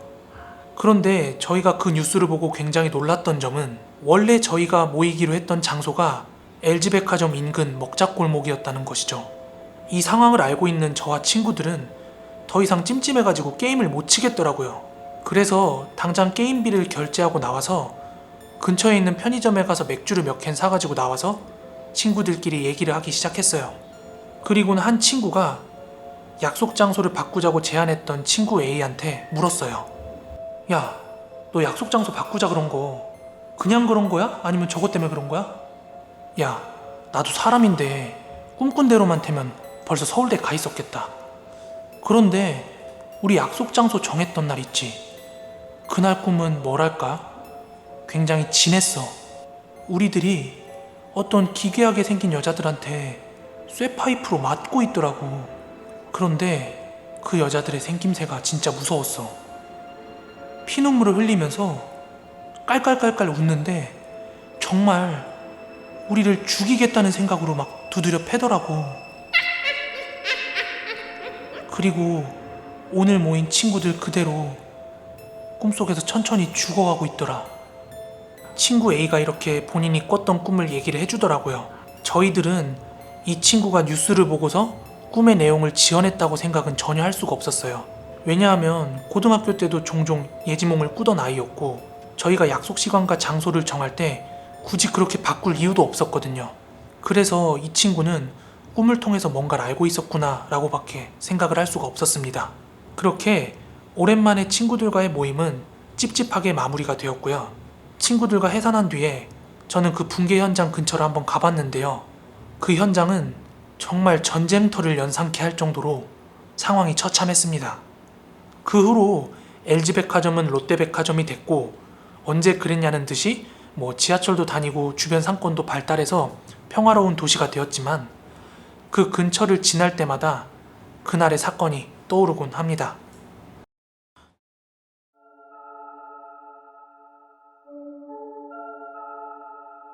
저는 2005년 12월부터 2007년 12월까지 대전 유성구에 있는 육군종합군수학교라는 병사들의 주특기를 교육시키는 군부대에서 2년 동안 복무를 하였습니다.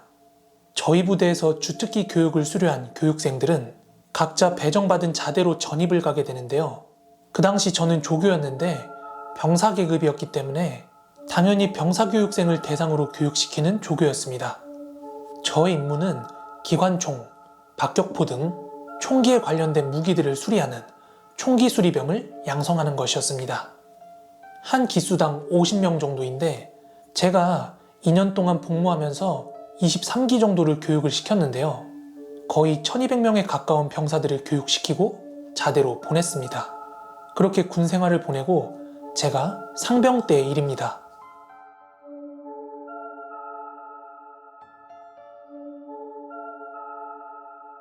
저의 고참 조교가 제대를 했기 때문에 제가 그 고참 라인이 됐겠죠? 저의 후임 조교를 선발해야 되는 기수도 입교를 하게 됐습니다. 저는 훈련소에서 전달받은 신상 명세서를 보면서 한 기수에 50명이나 되는 그 교육생을 하나하나 면담을 하기 시작했습니다. 한 명씩 한 명씩 무려 50명이나 되는 인원을 1대1로 면담을 마친 결과 조교 후보는 김모 교육생, 또 하나는 최모 교육생이었습니다. 김모 교육생은 학력이 좋았고 같은 기수 전우들과 굉장히 잘 지내는 모습을 보여줬어요. 그리고 최모 교육생은 키가 훤칠하게 굉장히 컸고 눈매도 날카롭고 군기도 바로 잡혀 있어서 조교 임무를 수행하면서 군기 확립을 잘할 것 같다는 판단이 들어서 이렇게 두 명을 육군본부의 조교 후보로 인사명령서를 제출했습니다. 그리고 저는 그 기수의 수료식 이틀 전에 교육생들이 배정받은 부대 인사명령 답변 메일을 받았고 교육생들에게 각각 배정받은 자대를 발표하는데 김모 교육생이 조교로, 그러니까 제 후임으로 선발이 된 거죠. 그래서 최모 교육생은 어느 부대로 배정받았는지 찾아봤는데 그 기수 명단에 최모 교육생의 이름이 없는 겁니다. 육군본부에서 보낸 서류에 따르면 그 기수는 총원 50명이 아니라 49명으로 되어 있었던 거죠. 그러니까 조교 후보를 1명 선발한 걸로 처리가 되어서 김모 교육생이 조교로 착출된 것입니다. 보통 교육이 시작되면 교육 시작 신고를, 교육 일과가 끝나면 교육 종료 신고를 받는 것이 일상인데 저한테 교육 인원 신고 보고를 하던 반장 교육생조차도 저한테 50명으로 인원 보고를 했었습니다. 뭐 군대에서 이런 거 있잖아요. 반장 교육생이 총원 50명, 열애무, 현재 50명 뭐 이렇게 얘기를 하면은 나머지 교육생들이 한 명씩 1, 2, 3, 4 외치면서 50명 번호 끝 이런 거요. 무려 4주 동안이나 항상 이렇게 교육이 시작됐거든요. 교육 인원 보고할 때도 분명히 50번까지 복창하는 걸 들었는데 말이죠. 그렇게 수료식 하루 전 마지막 교육날이 되었는데요. 마지막 교육 인원 보고를 받았는데 49번 교육생이 49번 번호 끝 이렇게 외치고 끝나는 거예요. 50번 어딨나? 이랬더니 저희 열에 한 명도 없습니다. 야 임마, 이번 기수 50명 아니었어? 너 맨날 총원 보고 50명이라고 했잖아. 그리고 최모 교육생 어딨어? 빨리 일어나봐. 조교님, 최모 교육생이라는 교육생은 저희 기수에 들어서 본 적이 없습니다. 하지만 이렇게 말하면서도 반장 교육생이 벙쪘던 게 자기가 항상 총원 50명이라고 보고했던 걸 기억하고 있는 거예요. 저는 어차피 이 기수의 마지막 수업이라 가르칠 건 다 가르쳤기 때문에 교육생들에게 자유시간을 내주고 조교로 착출된 제 후임 김모 교육생을 따로 불러서 담배를 한 가지 주고 같이 피면서 물어봤어요. 야, 너랑 같이 뽑혔던 최모 교육생 기억하냐? 조교님께서 후보가 2명이라고 하셔서 그 후보가 누군지 애들한테 물어봤는데 저는 못 찾았어요.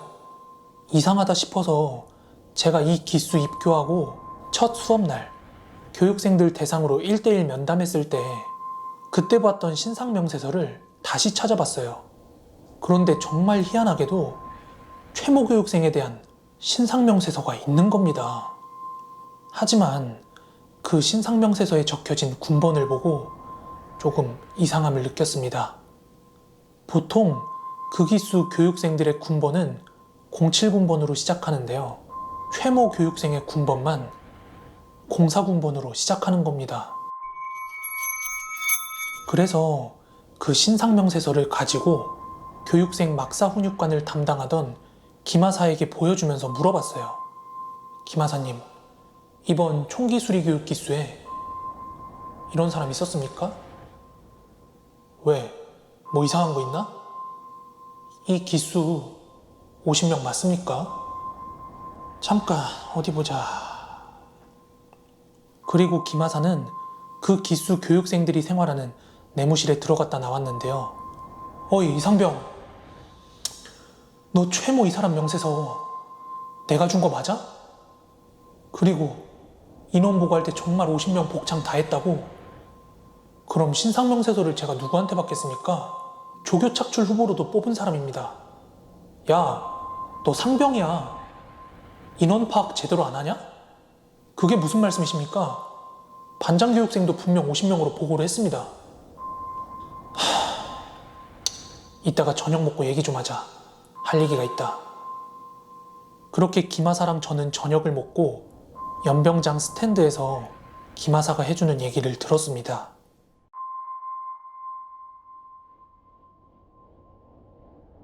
이상병, 너가 말한 최모 씨, 너가 여기 조교되기 2년 전에 조교로 뽑혔던 사람이야. 그 당시에도 내가 훈육관 하고 있어서 기억하는데 너처럼 조교로 착출되면 대부분 기뻐서 좋아하거든?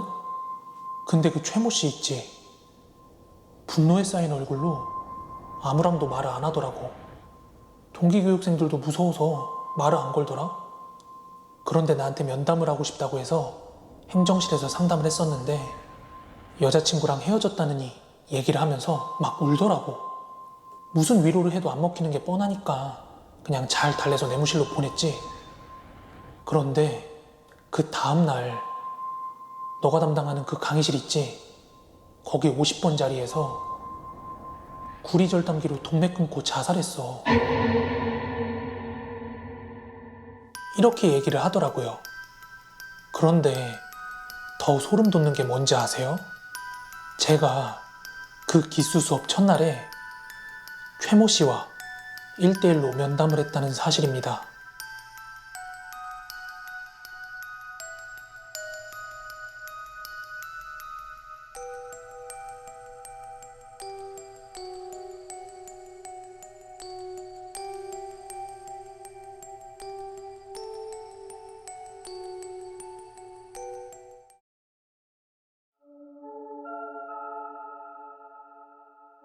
저는 해병대 출신이고요.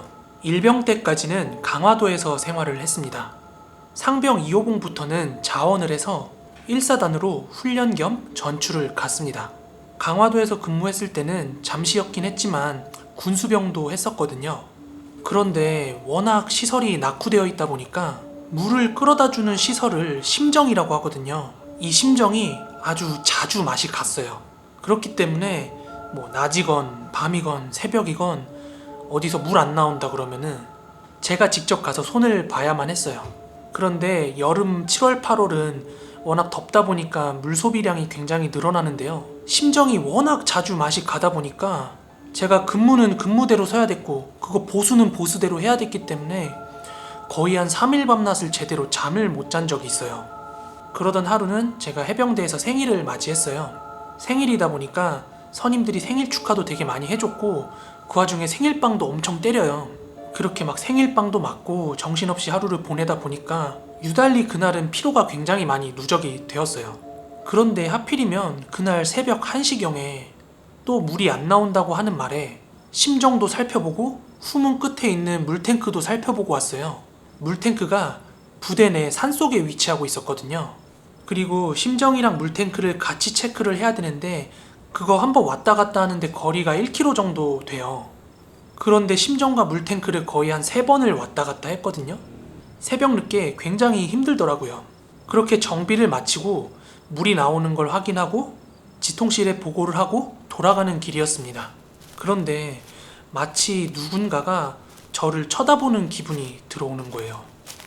그래서 폐유통을 모아놓는 가로등이 있는 곳을 무심코 바라봤거든요. 그런데 거기에는 하얀 원피스를 입은 여자가 굉장히 화가 난 표정으로 저를 노려보고 있더라고요. 그런데 그 늦은 시간에 그 장소에 민간인이건 뭐건 여자가 있을 수 있는 장소가 아니었거든요. 그러니까 너무 섬찟해가지고 막 눈을 비비고 다시 한번 그쪽을 봤는데 그 여자가 감쪽같이 사라졌더라고요. 그래서 저는 제가 그날 유독 피곤했기 때문에 헛것을 봤나 하고 생각을 하고 있을 찰나에 너는 아주 멀쩡하구나. 너무 놀라서 소리가 난 방향을 이렇게 쳐다봤는데 아무것도 없는 거예요. 너무 소름이 돋으니까 제가 달리할 수 있는 건 없고 걸음에 속도를 붙여가지고 돌아가고 있었거든요. 그렇지만 그 뒤로 저한테 딱히 특별한 일이 발생하지 않았기 때문에 혼자 소름 끼치고 그냥 그 일을 묻었어요. 게다가 제가 주변 선임들한테도 이 이야기를 하지 않았는데요. 당시 해병대는 선임한테 함부로 말을 먼저 못 걸었어요. 은연중에 구타가 있었고 부조리도 있었거든요. 그 일이 있고 나서 한 보름 정도가 지났어요. 부대 내 순찰 근무 때 6기수 선임이랑 같이 조가 되었거든요. 이제 근무를 다 끝내고 지통실에 보고를 한 뒤에 선임이 저한테 묻더라고요. 제가 전에 하얀 원피스를 입은 그 여자 귀신을 본 폐유통 있던 곳 있잖아요. 그쪽 방향을 가리키면서 야, 90년도에 저기서 여자 하나 목매달고 자살한 거 아냐?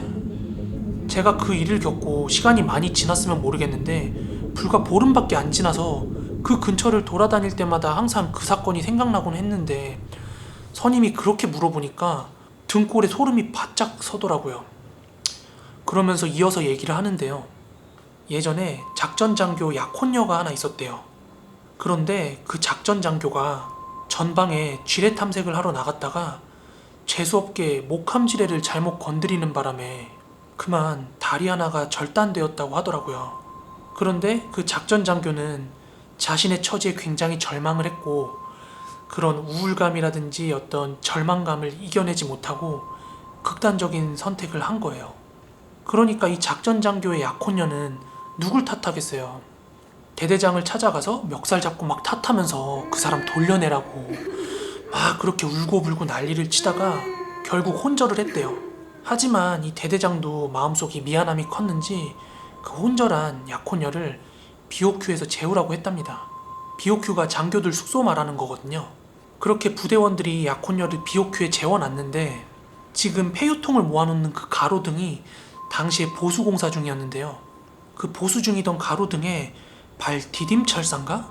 거기에 목을 메고 자살을 했다고 하더라고요. 지금까지 말씀드린 건 정말 제 실화입니다.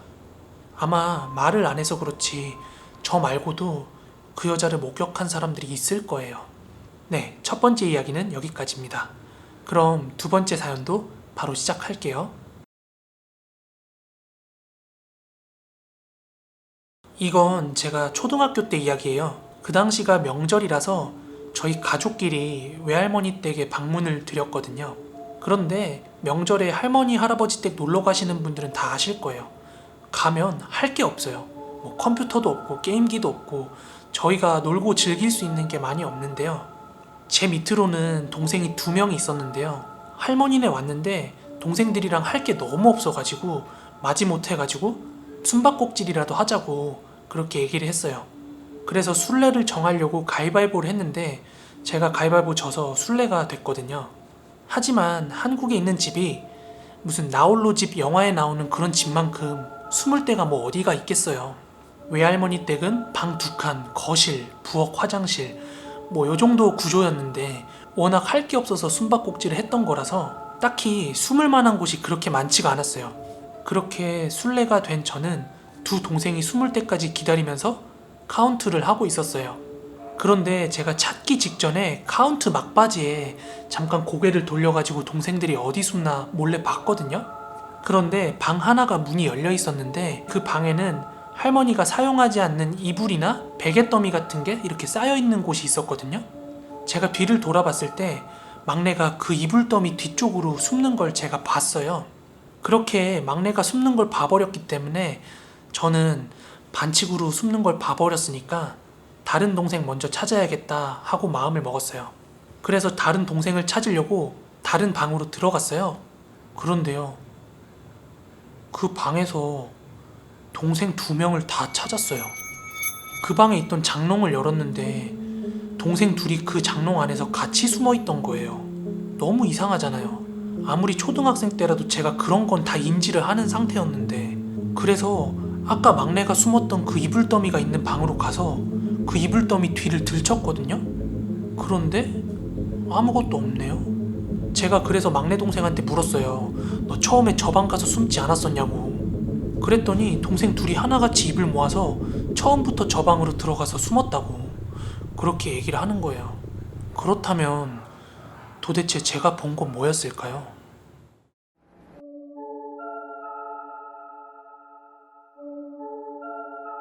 이 이야기는 제가 군 생활 중에 들은 이야기예요.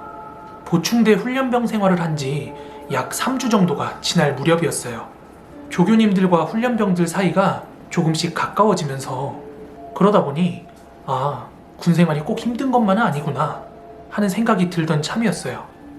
또 조교들이라고 해봐야 저희 훈련병들보다 꼴랑 나이가 1~2살 정도 많은 정도였기 때문에 뭐 그렇게 어려운 일도 아니었죠. 그리고 토요일은 점호 시간이 지나면 그래도 주말이라고 간식 시간이나 개인 정비 시간 같은 게 주어졌거든요. 근데 그때 워낙 무섭기로 유명했던 조교님이 오시더니 내무실 불을 소등하시더라고요. 뭐야 또 누가 사고 친 거야. 저희는 우리가 뭐 잘못한 게 있나? 이렇게 생각을 하면서 긴장한 채로 조교님을 바라보고 있었어요. 그리곤 잠시 있다가 조교님이 입을 떼셨는데요. 너희들 왜 저 6번 관물대가 반대로 돌아가 있는지 알아? 저희는 각 잡고 앉아서 모르겠다고 대답을 했어요. 사실 평소에도 조금 이상했던 게 그 6번 관물대만 전투복을 걸거나 서랍을 열 수 없도록 뒤로 돌아져 있었습니다. 내가 여기 조교라면서 윗 선임들한테 전해 내려오는 무서운 이야기가 하나 있거든? 날도 덥고 하니까 내가 너희들 사기 충전을 위해서 무서운 이야기를 하나 해주도록 할게. 이렇게 이야기를 시작하셨습니다.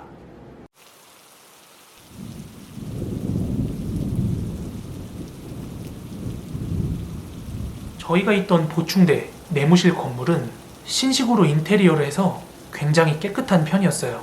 하지만 이 건물 뼈대 자체는 옛날 구식 건물 뼈대 그대로라고 하더라고요. 아무튼 저 6번 관물대를 사용하던 훈련병이 굉장히 사회성이 떨어지고 어리버리한 녀석이라서 훈련병들과 조교들 사이에서도 특히나 손이 더 많이 가는 친구였다고 해요. 흔히 고문관이라고 하죠. 하루는 수류탄 훈련이 예정돼 있던 날이었어요. 수류탄 훈련장에서 수류탄의 안전핀을 뽑고 멀리 포물선으로 그 수류탄을 던져야 되는데 이 고문관 훈련병은 수류탄을 멀리 던지지 못하고 자기가 서 있던 자리 바로 아래에 있는 그 절벽으로 수류탄을 떨어뜨려 버린 거예요.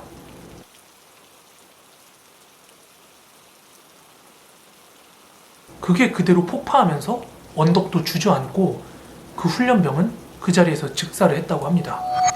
이 사망한 훈련병이 사용하던 관물대가 6번 관물대였던 건데요. 그래서 다음 훈련병이 들어오기 전까지 그 고문관 친구가 사용하던 6번 관물대는 비워뒀던 거죠. 하지만 기존에 함께 생활하던 훈련병들은 자대를 배치받기 전까지 이곳에서 계속 생활을 했는데요. 그러던 어느 하루였습니다. 6번 관물대 옆에서 잠을 자던 훈련병 하나가 잠결에 인기척이 느껴져서 눈을 떴는데 누군가 그 6번 관물대 앞에 서서 손을 허공에 대고 막 휘젓고 있더래요. 그래서 이 훈련병이 야, 안 자고 뭐해? 하고 물었더니 팔을 휘젓던 그 자세에서 멈춰서 그대로 고개만 스르르 돌려서 쳐다보더래요. 근데 글쎄 그 얼굴이 사고사당한 그 훈련병이었대요. 얼굴에선 피가 뚝뚝 떨어지고 막 살점이 떨어진 채로 말이죠. 하지만 이게 단순히 한 번의 해프닝이 아니라 한 해, 두 해가 지나도록 계속해서 그렇게 목격이 됐대요. 그래서 위령제까지 지냈음에도 불구하고 그렇게 번번이 목격이 됐다고 합니다. 그런 이유로 관물대가 뒤집혀 있던 거고요. 이어서 조교님은 얘기는 여기서 끝이 아니다 이러시더니 너희 내무실 복도 끝에 출입금지 화장실이 있다. 너희 첫날에 조교들한테 들었지? 거기 이용하지 말라고. 네, 저희 내무실 복도 끝에는 화장실이 하나 있었는데 저희가 입소한 첫날부터 조교들이 거기 화장실은 이용하지 말라고 그렇게 안내를 해주더라고요.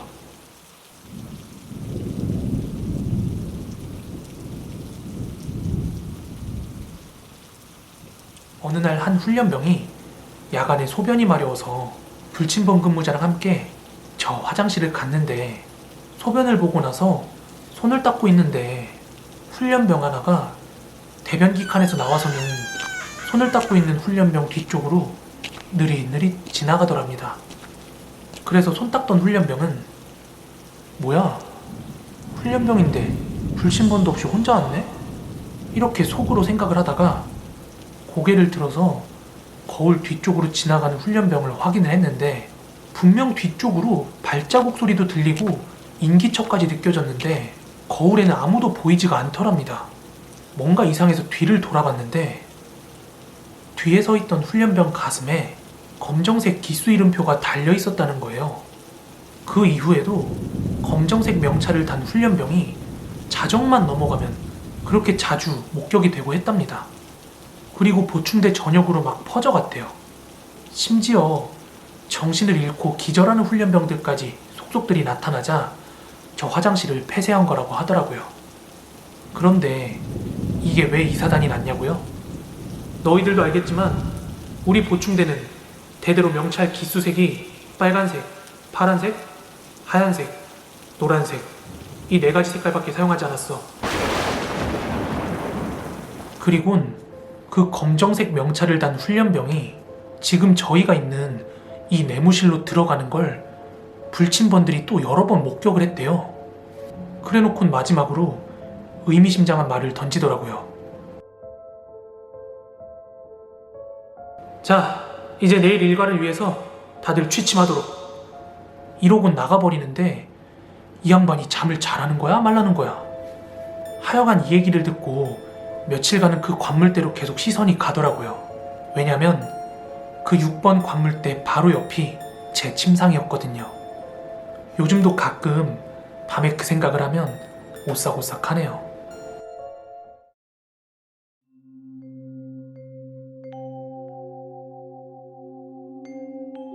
폐정신병원을 다녀오고 2년 뒤의 이야기니까 지금으로부터 무려 8년 전 이야기입니다. 저와 친구들은 2년 전 그 폐정신병원에서 정말 끔찍한 경험을 했지만 시간이란 게 뭔지 그 공포도 서서히 잊혀져만 갔습니다. 그래서 저랑 친구들은 다시 한번 인터넷을 통해서 흉가에 대한 정보를 막 이리저리 뒤지다가 결국에는 그해 여름에 다시 한번 흉가 체험을 하게 됩니다. 저를 포함한 5명의 친구가 흉가 체험을 함께 떠났는데요. 당시 친구의 주도하에 갔기 때문에 정확하게 장소는 기억이 안 나는데 한 시골 마을에 버려진 폐 흉가였습니다. 저희는 꽤 오랫동안 운전을 해서 그 흉가가 있다는 지역에 도착을 했어요. 그 흉가는 한 시골 마을에서 약 1km 정도 떨어진 곳에 논밭 한가운데 위치하고 있었어요.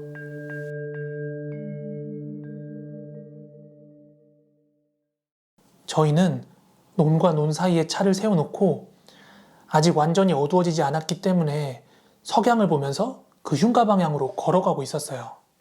그런데 갑자기 이게 소나기였는지 장대비가 엄청나게 쏟아지는 거예요. 저희는 차로 다시 돌아가기 좀 뭐해서 주변에 뭐가 없나 하고 둘러보고 있는데 한 나무 아래서 할머니 한 분께서 마치 곧 소나기가 내릴 걸 알았기라도 한 듯이 우비랑 우산을 내어놓고 팔고 계신 거예요. 저는 우비를 친구들 것까지 집어들고 할머니한테 돈을 드리면서 거스름돈은 괜찮아요 라고 말하고 있었는데 그때 할머니께서 총각들 혹시 저기 있는 저 집 가려고 온 거지? 이렇게 물어보시길래 네, 조금 구경하다 돌아가려고요 이렇게 대답을 했어요. 그랬더니 할머니께서 그렇지? 이맘때만 되면 총각들처럼 외지 사람들 저 집 구경하러 많이 와. 그런데 대부분이 혼비백산하면서 소리치며 나오는데 저기 꼭 가야겠어? 이렇게 물으시더라고요. 저희는 인터넷에서 보고 온 거라 괜찮다 뭐 이렇게 말씀을 드리고 대충 넘겼습니다. 그리고 저는 친구들과 우비를 하나씩 나눠 입고 막걸리를 한 병 들고는 그 흉가의 입구 쪽으로 향했습니다. 그 논밭 한가운데 있는 흉가 앞에 도착했을 때는 정말로 인터넷에서 봤던 사진처럼 누가 보더라도 오래된 집이라는 걸 알 수 있었어요. 대문도 무슨 철문이 아니라 양쪽으로 여닫아야 하는 그런 나무 문이었어요. 일단 그 흉가에 들어가기 전에 사왔던 막걸리를 그 흉가 입구 앞에 뿌리고 다 같이 절을 하고 들어갔습니다. 대문을 열고 들어갔을 땐 바로 흙마당이 나왔고 그 정면으로는 큰 마루가 하나 있었어요. 그리고 마루 왼편으로는 방 하나가 있었고요. 마루 오른편으로는 창고로 보이는 공간이 있었어요. 또 하나 특이했던 건 마당의 오른편에 우물이 하나 있었거든요. 이 우물은 거의 한 요 정도? 굉장히 두꺼운 나무 판자 같은 걸로 덮여 있었는데요. 그리고 그 위로는 굉장히 커다랗고 무거워 보이는 바위가 하나 얹어져 있었어요. 당시 저희가 그 흉가에 대해서 알아볼 때 이미 다녀오신 분들이 이 흉가를 방문하면 뭔가 통과 의례처럼 하는 놀이 같은 게 있었어요. 여러분들께서도 익히 알고 계실 수도 있는데 바로 모서리 놀이라는 거예요. 그게 뭐냐면 4사람이서 사각형인 마루에 내 귀퉁이에 한 명씩 서는 거예요. 그리고 한 명씩 다음 모퉁이에 있는 사람들을 터치를 하면서 이동을 하는 거예요. 그러면 마지막 터치를 당한 사람이 다음 코너로 갔을 땐 거기엔 아무도 없잖아요. 그러니까 그 다음 코너로 출발할 사람도 없는 거고요. 하지만 이때 누구도 출발한 사람이 없었음에도 불구하고 뒤에서 차가운 손길이 느껴졌다 하는 그런 경험담이 막 그 흉가 카페에 올라오곤 했거든요. 저희는 5명이었기 때문에 4사람만 필요했어요. 그래서 누가 이 게임을 할지 가위바위보로 정하게 됐는데요. 저는 가위바위보에서 이기게 돼서 이 게임에선 빠지게 됐습니다. 그래서 저는 그 마루 정중앙에 앉아서 친구들이 게임을 진행하는 걸 지켜보게 되었습니다. 그렇게 첫 번째 친구가 두 번째 코너로 천천히 이동을 하면서 게임이 시작됐고요. 다음 친구들은 이어서 릴레이로 이동을 하기 시작했고요. 마침내 마지막 친구가 첫 번째 코너로 도달하던 그때였습니다. 스타트를 끊었던 친구가 막 입술을 파르르 떨면서 중앙에 앉아있던 저를 내려다보면서 이 뭐야? 나 지금 혹시나 해서 물어보는데 혹시 내 뒤에 뭐 있냐? 저는 마루 정중앙에 앉아서 각각 이동하는 친구들을 관찰하고 있었는데 그 누구도 장난으로 칠 수 있는 상황이 아니었거든요. 다른 친구들 역시 그런 상황임을 다 알고 있었기 때문에 첫 번째 친구가 저한테 그렇게 묻는 걸 보고 야, 저 새끼 연기하는 것 좀 봐라? 구라깔래 진짜? 다들 이런 반응이었는데 그 첫 번째 친구가 너무 억울해하면서 막 파르르 떨길래 저희는 네가 그거 느꼈어도 기분 탓이었을 거라고 그렇게 달래면서 잠깐 흉가의 마당으로 나왔습니다. 그리고 그때부터 저희는 각자 흉가 이곳저곳을 막 둘러보기 시작했어요. 당시 저는 창고 주변을 둘러보고 있었는데요. 그때 마침 친구 2명이서 제 뒤쪽으로 있던 그 우물 안쪽이 궁금하다면서 판때기 위로 올려진 그 바위를 막 내리려고 낑낑대더라고요. 그걸 지켜보던 저는 야, 다치겠다. 그냥 하지 마. 니들이 무슨 수로 그걸 옮겨? 도대체 어떻게 올렸는지 상상이 안 될 정도로 커다랗고 무거워 보이니까 제가 그런 얘기를 한 건데 얘네들이 오기가 발동했는지 갑자기 어디서 굵은 짝대기 같은 걸 구해와가지고는 다 같이 힘으로 그 돌을 치워버리더라고요. 그 돌이 떨어질 때 땅이 엄청 크게 울렸어요. 그리고 나서 친구들은 나무 판자를 치우고 랜턴으로 우물 안을 막 들여다봤는데 아무것도 없더라고요. 그리고 나서 그 흉가를 대충 둘러볼 만큼 다 둘러본 것 같아서 이제 그만 나가자고 그렇게 얘기를 하고 있는데 아까 겁먹어 있던 친구 있죠? 얘가 창고 문 앞에서 막 궁시렁궁시렁 대는 거예요. 왜 그러냐고 물어봤는데 창고 문이 안 열린대요. 근데 아까 말씀드린 대로 제가 제일 처음 둘러본 게 창고였고 그때도 문이 아주 잘 열렸어요. 그리고 안에도 특별한 게 없었고요. 뭔 소리야? 아까 잘만 열리던데. 비켜봐. 그렇게 제가 창고 문 손잡이를 잡고 당겼는데 너무나도 잘 열리는 거예요. 하지만 그 순간 저희 모두는 혼비백산하며 그 흉가를 달아날 수밖에 없었습니다. 창고 안에는 도대체 몇 마리인지 헤아릴 수 없을 정도의 고양이 사체가 막 널브러져 있었습니다. 게다가 아까는 맡을 수 없었던 고약한 썩은 내가 확 풍겨 나오더라고요. 너무 놀란 제가 소리를 지르면서 막 뛰기 시작하니까 이내 친구들도 그 안쪽을 확인했는지 따라서 혼비백산이 돼가지고는 막 뛰는 거예요. 저희는 차를 세워놨던 곳까지 정신없이 뛰어왔습니다. 친구 한 명은 그 와중에 넘어져서 무릎이 다 까져서 피까지 나고 있었고 신발도 한 짝 어디 간지 없더라고요. 그렇다고 저희가 지금 그 신발을 주우러 갈 담력도 안 되고 운전을 해서 집에 돌아가자니 재수없게 뭔가 사고가 날 것 같은 그런 불길한 기운이 감도는 거예요. 그래서 차 안에서 좀 진정을 하고 내일 아침 해가 뜨면 출발하자고 하고 다 같이 차에서 눈을 좀 붙였습니다. 그렇게 다음 날이 돼서 해가 떴고 아침 8시경에 제가 가장 먼저 일어나서 친구들을 다 깨웠습니다. 그리고 나서 신발이 없는 친구 하나만 차에 두고 나머지 4명은 그 신발을 찾으러 다시 흉가로 향했습니다. 저희는 흉가 입구 바로 앞에서 친구의 신발을 발견하고 챙겼어요. 그런데 그때 친구 한 놈이 해가 떴다고 좀 용기가 생겼는지 여기까지 온 김에 살짝 문만 열어보고 갈까? 이렇게 제안을 하는 거예요.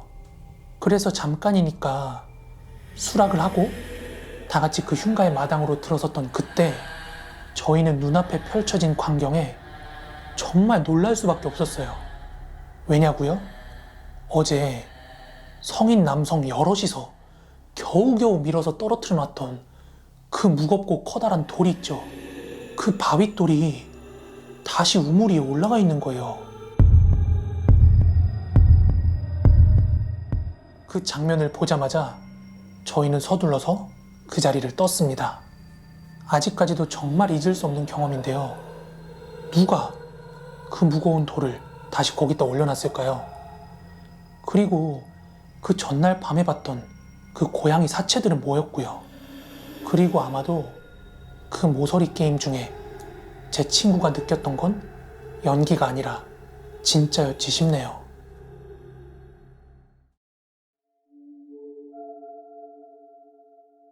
때는 유달리도 더웠던 4년 전의 어느 여름날이었습니다. 당시 저는 제주도에 살고 있었고 그랬기 때문에 제 주변에 있는 친구들도 모두 제주도에 거주를 하고 있었습니다. 저와 제 친구들은 며칠 동안 이어진 무더운 폭염에 한 친구네 집에서 죽치고 드러누워 있는 게 저희의 일상이었습니다. 이 친구는 전기세 생각 안 하고 에어컨을 펑펑 틀어놓고 생활을 했기 때문인데요. 그렇게 각자 누구는 컴퓨터 게임을 하고 있고 누구는 스마트폰을 하고 있고 이런 와중에 한 친구가 바닷가에 가자고 얘기를 하더라고요. 저희는 며칠째 친구네 집에서 방콕을 하면서 영화를 보고 게임을 하는데 질려가지고 그렇게 하자고 흔쾌히 수락을 했습니다. 여러분들 아시다시피 제주도는 사방이 바다로 둘러싸여 있어요. 그래서 저와 제 친구들은 대충 옷을 걸쳐 입고 버스를 타고 제주도에 있는 함덕해수욕장이라는 곳으로 놀러를 갑니다. 저희는 주변에 있는 편의점에 들려서 소주랑 맥주 그리고 과자거리를 좀 사가지고 술 마실 장소를 찾아다니고 있었어요. 저를 포함해서 친구들은 남자 5명이었기 때문에 평소 같았으면 그냥 편의점 앞에서 노가리 까면서 한 잔 두 잔 하고 말았을 텐데 그날따라서 파도 소리가 너무 시원한 거예요. 그리고 그때는 물도 적당히 빠져있던 터라 모래사장 위에서 다 같이 둘러앉아서 술을 먹기로 합니다. 날은 더웠지만 시원한 파도 소리가 들려오고 선선하게 바람이 불어오니까 썩 기분이 나쁘지 않더라고요. 그렇게 저희 친구들은 모래사장에 둥글게 앉아가지고 두런두런 이런 이야기를 나누고 있었어요. 그렇게 모래사장 위에 5명이 둥글게 앉으니까 저랑 제 옆에 있던 친구 동훈이는 바다 쪽을 정면으로 바라보고 있었고요. 나머지 친구 3명은 바다를 등지고 앉는 형세였죠. 저희는 여자 얘기도 하고 미래에 대한 얘기도 하고 그렇게 즐겁게 이야기를 나누고 있었어요. 그렇게 한참 동안 얘기를 나누고 있는데 제 옆에 있던 친구 동훈이가 바다 쪽을 보면서 뭔가 인상을 찌푸리면서 자세히 보려고 하는 듯한 눈빛 있죠. 막 이렇게 집중해서 뭘 봐요, 찌푸리면서. 그래서 저는 야, 너 뭐해? 왜 그러냐고 동훈이한테 물었어요. 그랬더니 동훈이가 바닷가 쪽을 손으로 가리키더니 저쪽에 뭐가 있는 것 같다고 그러는 거예요. 그래서 동훈이가 손가락으로 가리킨 방향을 저도 한번 자세히 봤어요. 그런데 어느 정도 거리는 있었지만 정말 분명하게 그 형체를 저도 봤거든요. 뭔가 새하얀 사람의 얼굴처럼 생긴 형태였는데요. 앞면의 윤곽들이 구분이 안 될 정도로 퉁퉁 불어있더라고요. 그런데 머리카락이 길었던 걸로 봐선 여성으로 추측이 되는데 이 얼굴의 형태가 물 위로 얼굴만 나왔다가 들어갔다를 계속 반복을 하고 있는 거예요. 저희가 술을 마시고 있긴 했지만 얼마 마시지 않은 상황이라서 전혀 취기가 올라와 있는 상태는 아니었거든요. 그래서 저는 멀쩡한 제 두 눈으로 그걸 똑똑히 목격하고 난 뒤에 정말 놀라서 비명이 목 끝까지 차올랐어요. 하지만 그런 느낌 있죠. 여기서 제가 비명을 지르면 그 형태가 뭔가 날 바라볼 것 같은 그런 느낌. 그래서 저는 바다를 등지고 있는 나머지 친구 3명한테 얘기를 했어요. 야야, 니들 뒤쪽으로 이상한 거 있어. 한번 봐봐. 이렇게 굉장히 조심스럽고 조용히 얘기를 했는데요. 나머지 친구들이 동시에 뒤를 돌아서 바다 쪽을 봤는데 보이긴 뭐가 보이냐고 그러는 거예요. 되려 저희 보고 시시한 장난을 친다고 역장난을 치더라고요. 니네 어깨에 있는 거 뭐냐 뭐 이런 식으로요. 그때서야 저는 직감적으로 느낄 수가 있었는데 저거는 뭐 시신 같은 것도 아니고 귀신이다 이런 확신이 들더라고요. 하지만 친구들이 있긴 뭐가 있냐고 그렇게 얘기한 뒤로 저희도 다시 바닷가를 봤는데 아무것도 보이지가 않는 거예요. 지금 생각하면 그때 얼른 자리를 떴어야 되는데 저희는 별일 없겠지 하면서 이어서 술을 마시고 있었어요. 그리고 나서 다시 한참을 저 역시도 이제 취기가 올라올 정도로 술을 마시고 있었는데요. 갑자기 제 오른쪽 허벅지 한편이 점점 뜨거워지기 시작하는 거예요. 겨울에 주머니에 넣어놨던 핫팩이 갑자기 뜨거워지면 이 허벅지에 열이 오르잖아요. 그렇게 점점 뜨거워지더니 정말로 바지에 불이 붙었나 싶을 정도로 너무 뜨거워지는 거예요. 갑자기 아 뜨거워! 아 뭐야 너무 뜨거워서 뭐지? 하고 벌떡 일어서는 순간 갑자기 첨벙 하는 소리와 함께 제 종아리까지 물이 차올라 있는 거예요. 멀쩡히 술을 마시다 말고 허벅지에 불타는 느낌이 들어서 벌떡 일어났는데 종아리에 물까지 차 있고 이게 무슨 상황인가 싶어가지고 상황 파악을 하려고 하는데 보통 여러 사람이서 술을 마시고 있다가 저처럼 누가 벌떡 일어나면 다들 왜 그래? 하고 반응을 하는 게 보통이잖아요. 그런데요, 제가 벌떡 일어난 상태에서 친구들을 내려다보고 있을 때는 얘네들이 뭔가 넋이 나간 것처럼 태연하게 막 웃고 있는 거예요. 게다가 바다를 등지고 앉아있던 그 친구들의 약 1m 정도의 뒤편에서 아까 봤던 그 여성의 머리가 굉장히 빠른 속도로 물 위로 올라왔다 내려갔다를 반복을 하고 있는 거예요. 저는 사람이 갑작스럽게 귀신을 보면 몸이 굳어버린다는 말 있죠. 그게 순간 뭔 말인지 알겠더라니까요. 아까는 그 형체가 멀리 있어가지고 퉁퉁 불었다 정도만 보였는데 이게 지금은 제 코앞에 있는 거잖아요. 얼굴은 퉁퉁 불어있는데 입이라고 생각되는 구멍 하나만 활짝 찢어져 있더라고요. 정말로 그때는 내가 귀신에 지금 단단히 홀렸구나 이런 생각과 함께 죽는 건가? 이런 생각이 들더라고요. 그렇게 귀신이라고 생각되는 형체를 보고 제 몸은 굳어 있었는데 다시 한번 제 허벅지 쪽이 너무 뜨거워오기 시작하는 거예요. 그렇게 정신이 번뜩 돌아오더라고요. 그리고 이대로 있으면 안 되겠다 싶어서 애들을 정신 차리게 해서 데리고 나가려고 옆에 있는 동훈이의 뺨을 먼저 한 대 때렸어요. 동훈이는 그렇게 뺨을 한 대 맞고 나니까 정신을 차리면서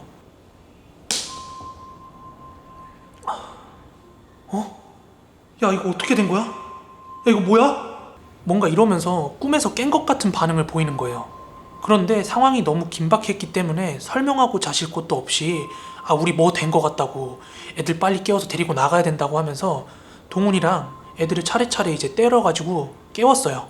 그렇게 남은 친구들을 억지로 일으켜 세운 다음에 육지 쪽으로 막 달렸어요.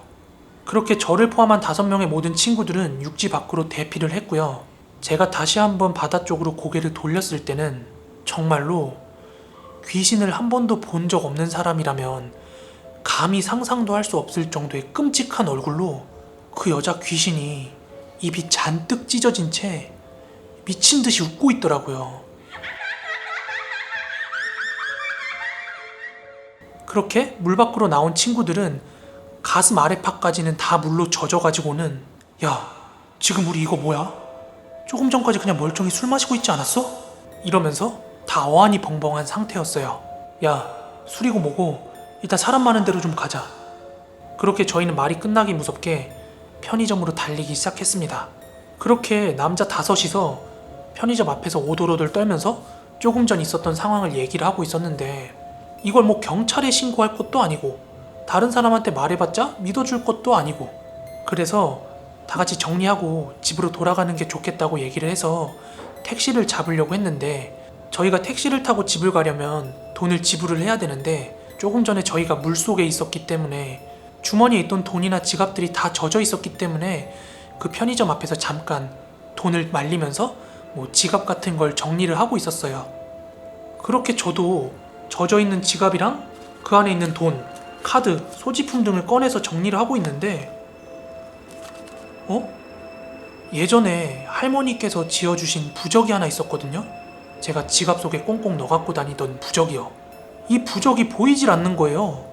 그런데 이 부적은 지갑 구석지에 꽁꽁 숨겨놨던 거라 물에 젖으면 젖었지 빠져가지고 흘러갈 리는 없었거든요. 그런데 그때서야 문득 생각이 나더라고요.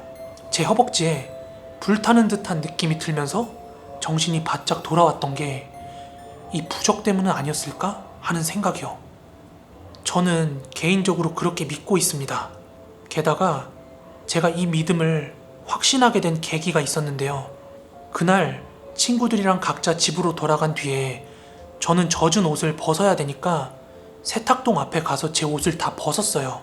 그런데 제 허벅지 쪽에 제가 접어놨던 부적 사이즈보다 약간 작은 정도로 빨갛게 피멍이 하나 들어있더라고요. 그래서 그런지 그 부적이 절 살렸다는 생각을 지금까지도 지울 수가 없습니다.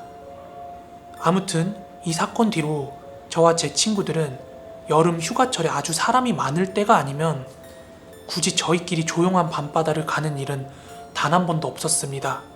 이상 저의 이야기를 마치도록 하겠습니다.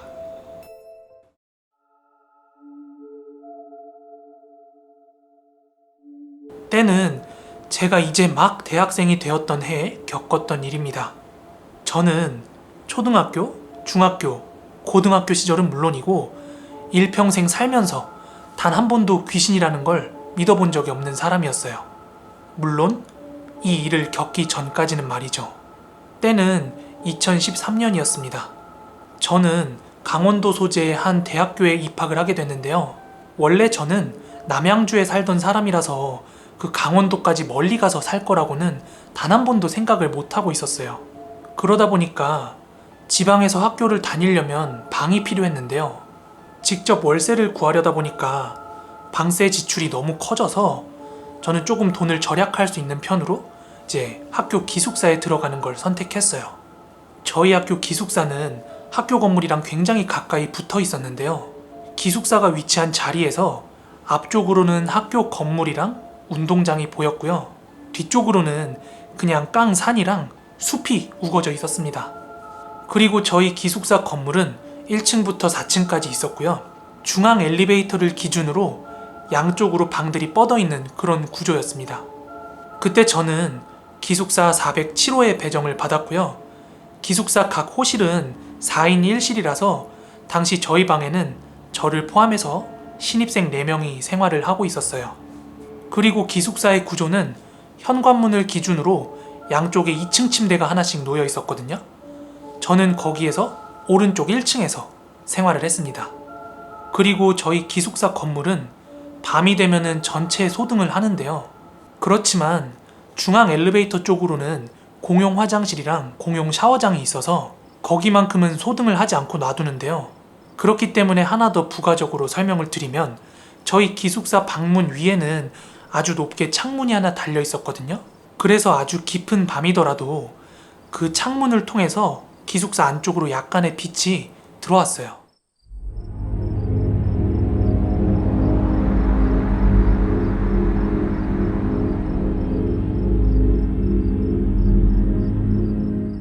아무튼 저는 고향에서 멀리 떨어져 와서 연고도 없는 곳에서 첫 생활을 하는 거라서 힘들진 않을까? 외롭진 않을까? 이런 걱정을 했는데요. 다행히도 기숙사 같은 방 친구들이랑도 너무 잘 어울렸고 학교 동기며 학교 생활들도 너무나 즐거웠습니다. 그렇게 즐거운 대학 생활을 보내고 있던 중 사건은 어느 초여름에 터지게 됩니다. 저랑 같은 방을 쓰고 있는 친구 3명 중 한 놈이 고향이 주문진인 녀석이 있었거든요. 그 녀석 자리는 저랑 맞은편 2층 침대 자리였어요. 같은 방 친구들 중에서도 유독 그 친구랑 친해서 밤늦게까지 수다를 떨다가 잠자리에 들게 되었습니다. 그렇게 잠을 자다가 한 새벽 3시쯤이었던 것 같아요. 잠결에 저희 기숙사 문 밖, 그러니까 기숙사 복도죠.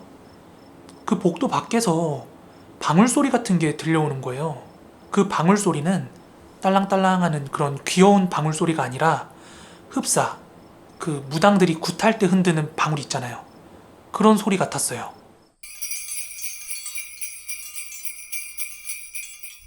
이게 무슨 소린가 하면서도 잠깐이면 지나가겠지? 하는 생각에 눈을 감고 있었는데요. 제가 추측컨대 그 방울 소리는 복도 중앙 엘리베이터 쪽에서 나는 것 같더라고요. 하지만 계속해서 그 방울 소리에 신경을 쏟고 있다 보니까 더 이상 잠에 들 수 없는 상태에 이르는 거죠. 그래서 저는 이게 무슨 소린가 확인해보고 싶은 찰나에 그 소리가 점차 저희 방 문 쪽으로 가까워지는 게 느껴졌습니다.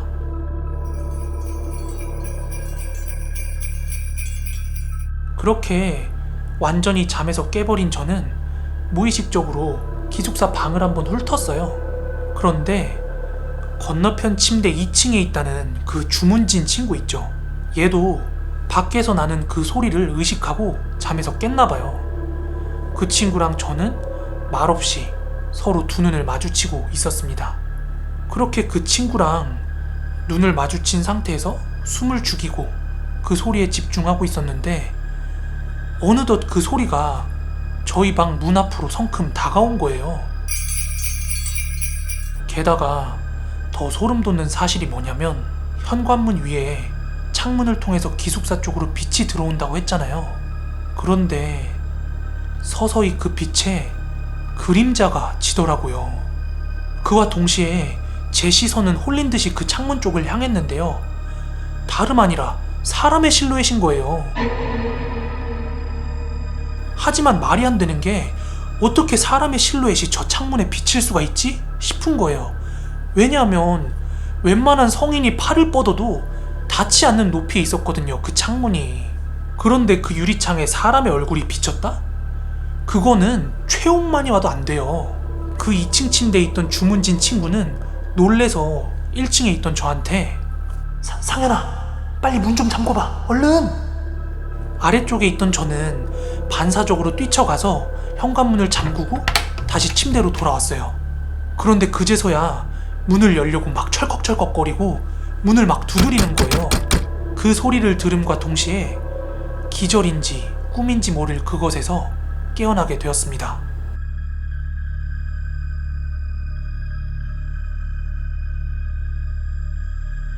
눈을 떠보니까 날은 이미 화창하게 밝아 있었습니다. 그런데 그게 꿈인지 현실인지 의아할 정도로 너무나도 생생했거든요.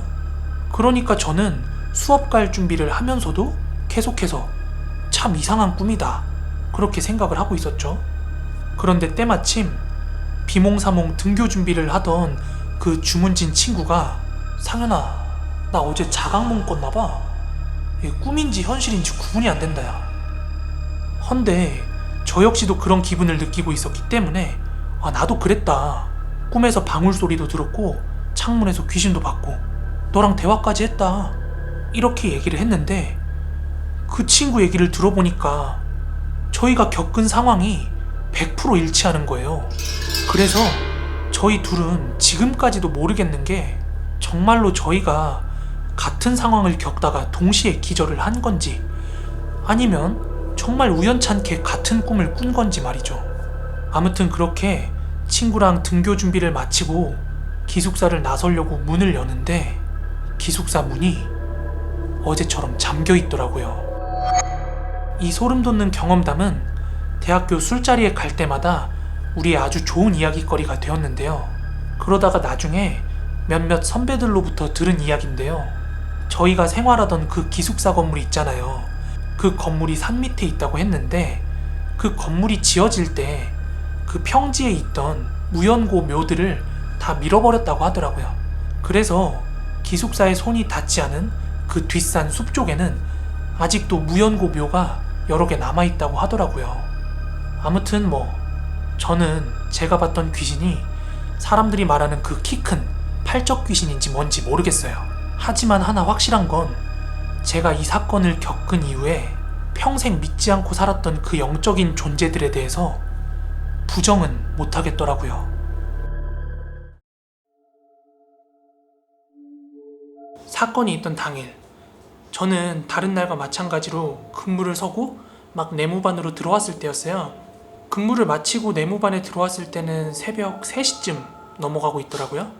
그렇게 근무를 마치고 돌아오니까 몸도 지치고 이제 배도 고프고 다음날 또 빨리 일어나야 되니까 빨리 자야겠다 하고 있는데 고참 하나가 저를 부르더라고요.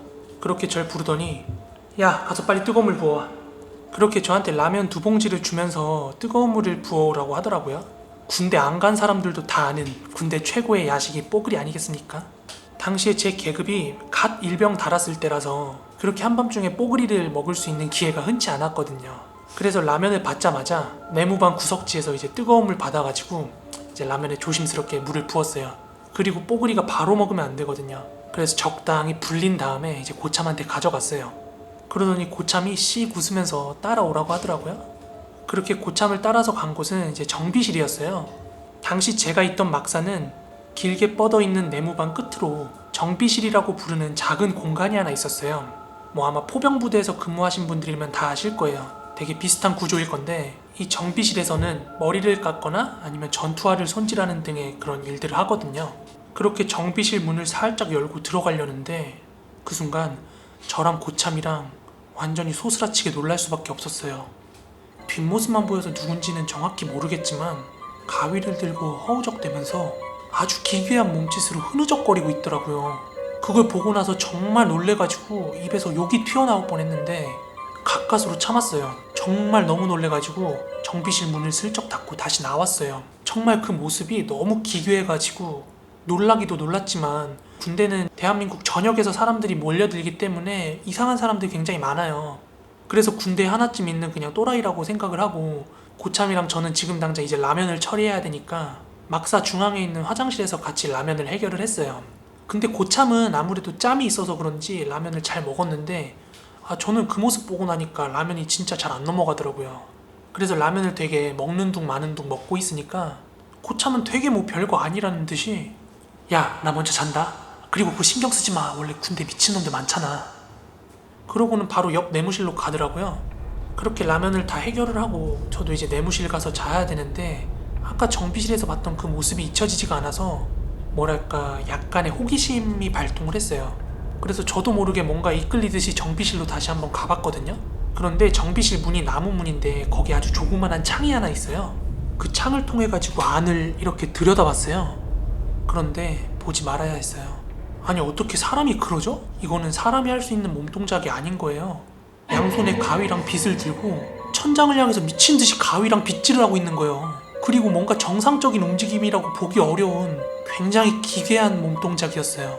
그런데 그 장면이 너무 소름 돋아가지고 더 이상 이제 보고 있을 수가 없어가지고 내무실로 돌아왔거든요. 내무실로 돌아와서 누웠는데 그런데 불침번 근무자는 아무것도 모르고 이제 골아떨어져 자고 있고 이거 깨워야 되나 말아야 되나 고민을 하다가 그런데 말씀드렸듯이 갓 일병이라서 고참을 어떻게 깨우겠어요. 그래서 그냥 정비실 상황 그냥 저 혼자 묻어두고 잠에 들었습니다. 그리고 굉장히 잠깐 잔 것 같은데 기상나팔이 울리더라고요. 그래서 아침이구나 하고 이제 일어나려고 하는데 근데 뭔가 평소랑 다르게 주변이 굉장히 막 소란스럽더라고요. 그래서 일어나자마자 이제 덮고 잤던 모포 같은 것들을 이제 각 잡아서 개놓고 내무실 구석에서 동기들이랑 고참들이 막 웅성웅성 하고 있길래 궁금해가지고 그쪽으로 저도 갔어요. 사람들이 둘러싸고 있던 사람은 다름 아니라 이발병이었습니다.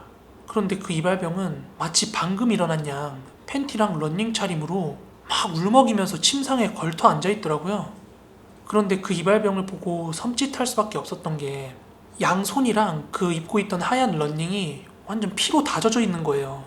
고참들이 무슨 일이냐고 물어봤는데도 불구하고 애가 넋이 나간 것 마냥 대답을 못 하더라고요. 그렇게 상부에 보고를 하고 이발병을 의무대로 옮겼어요. 거기 모여있던 부대원들은 그 친구가 이제 밤새 자해를 한 걸로 생각을 하고 있었어요. 군대 적응 못하거나 빨리 전역하려고 막 그 자해하고 하는 그런 미친놈들이 있거든요. 그렇지만 제 생각은 조금 달랐습니다. 왜냐하면 제가 전날 밤에 정비실에서 허공에 막 흐느적거리면서 가위랑 빗질을 하던 사람이 그 이발병이라는 생각이 딱 들더라고요. 그런데 그 움직임이 정말 사람의 몸동작이라고 하기 어려울 정도로 막 흐느적거리면서 미친듯이 막 가위질을 해댔거든요. 공중에 대고. 그래서 제 생각에는 그 정도 움직임이면 충분히 스스로 상처를 낼 수도 있겠다, 이런 생각을 하고 있었어요. 그런데 군대에서 뭐 이것저것 말해봤자 좋은 영향 돌아올 거 없기 때문에 그냥 함구하고 있었습니다. 그렇지만 이제 다른 사람들은 몰라도 저는 전날 밤에 그 정비실에서 상황을 봤잖아요. 그래서 왜 이발병이 정비실에서 그 밤중에 그러고 있었는지 궁금했던 거예요. 그래서 점심을 먹자마자 서둘러서 의무실로 갔어요. 이발병을 만나려고. 그렇게 이발병을 찾아갔는데 애가 아직도 정신을 잘 못 차리고 있는 것 같아서 제가 굉장히 조심스럽게 물었어요. 혹시 내가 무슨 일인지 좀 물어봐도 될까? 나 사실 어제 정비실에서 너 봤어. 나한텐 괜찮으니까 솔직히 말해봐. 내가 죽였어. 어? 그게 무슨 소리야?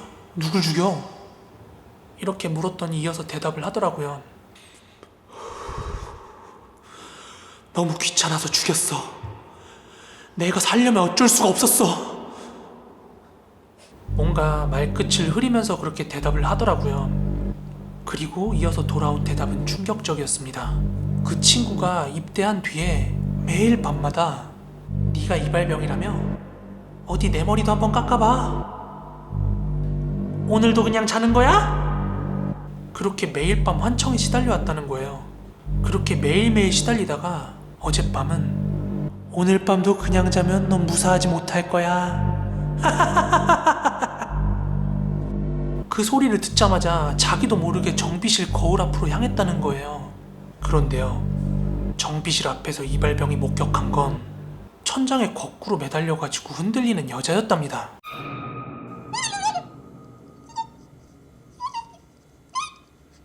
그리고 나서 그 여자가 말하길, 올 줄 알았어?